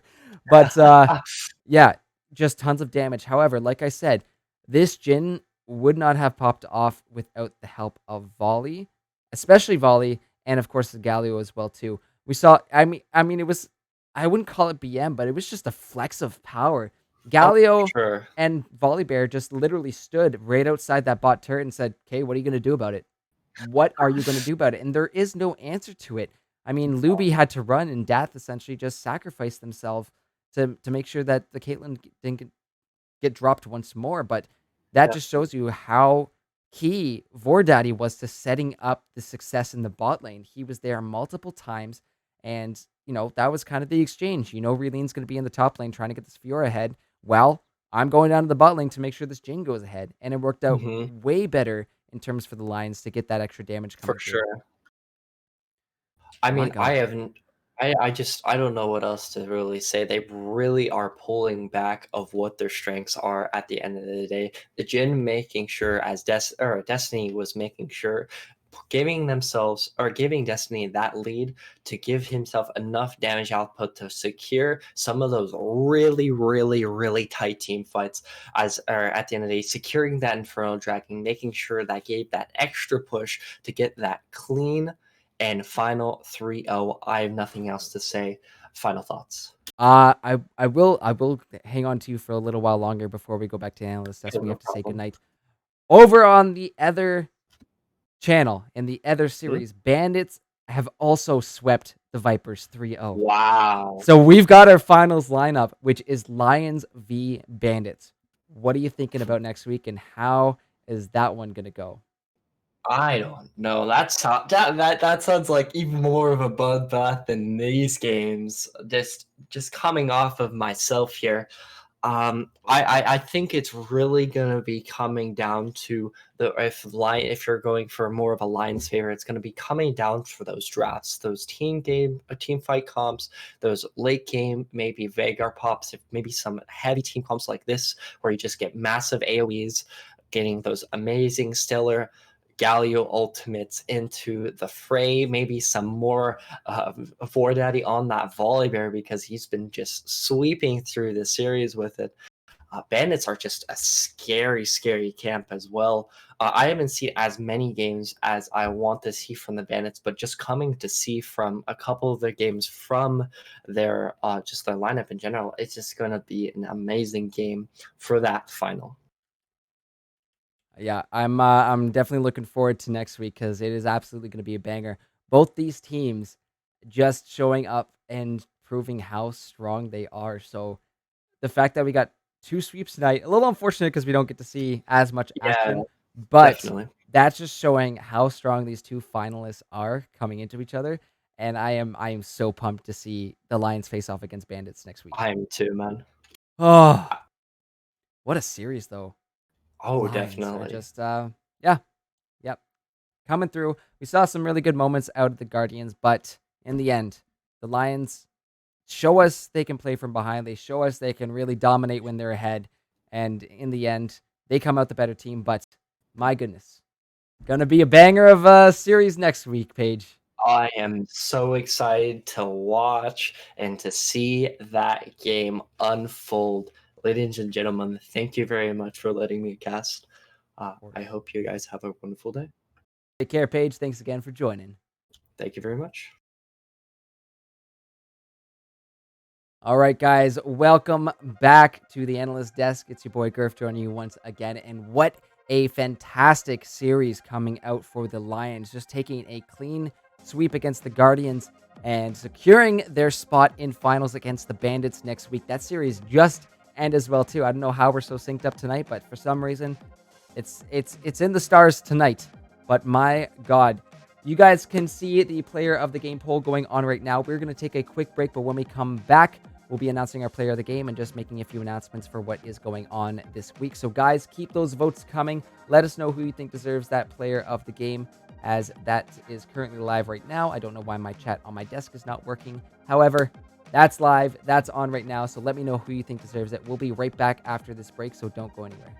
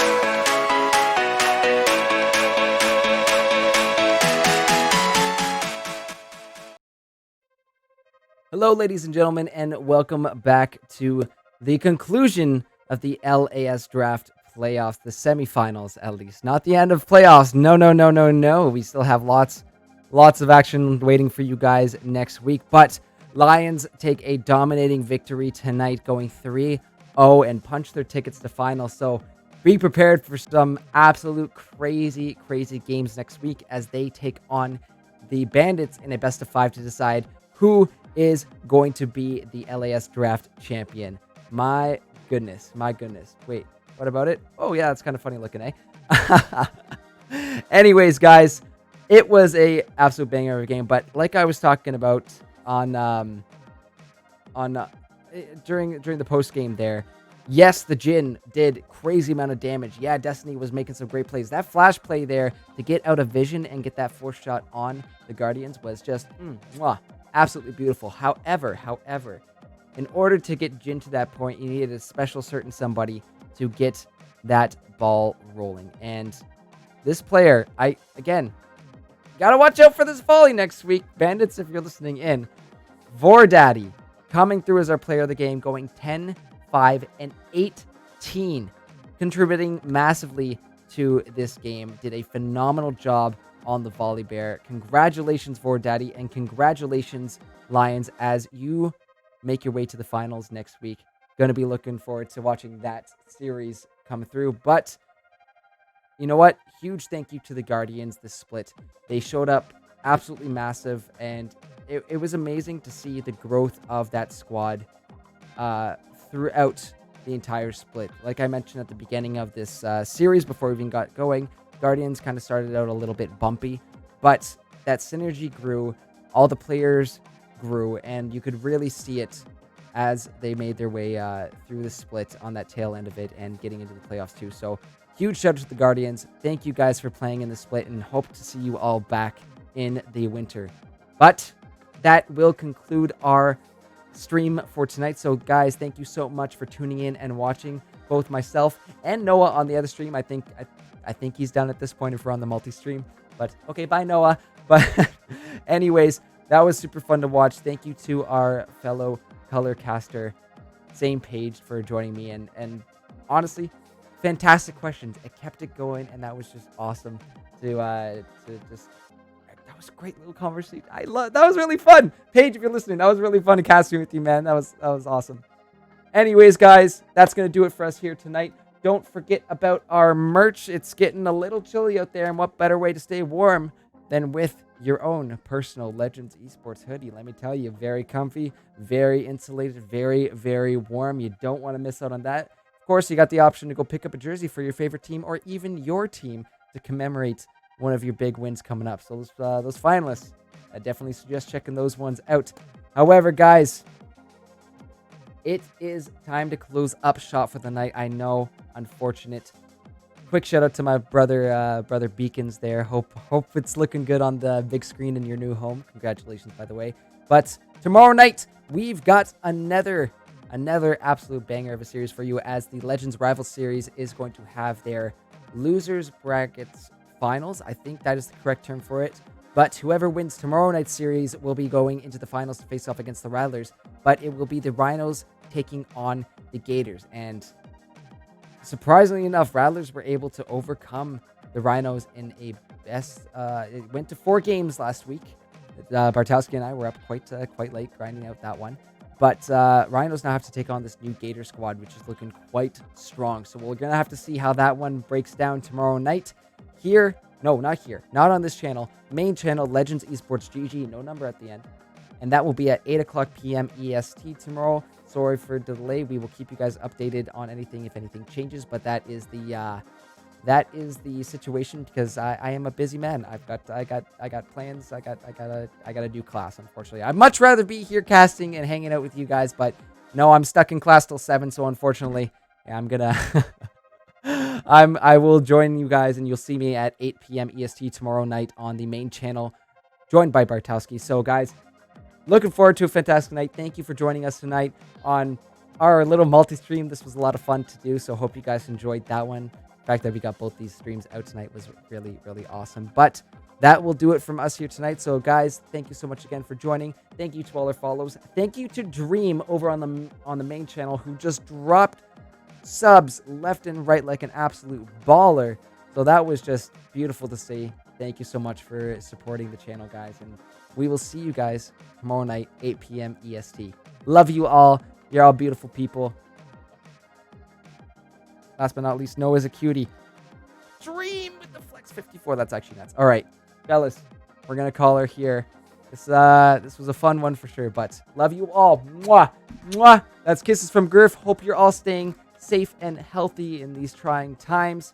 Have a fantastic evening, everybody, and see you tomorrow for the LRS playoffs. Take care, guys.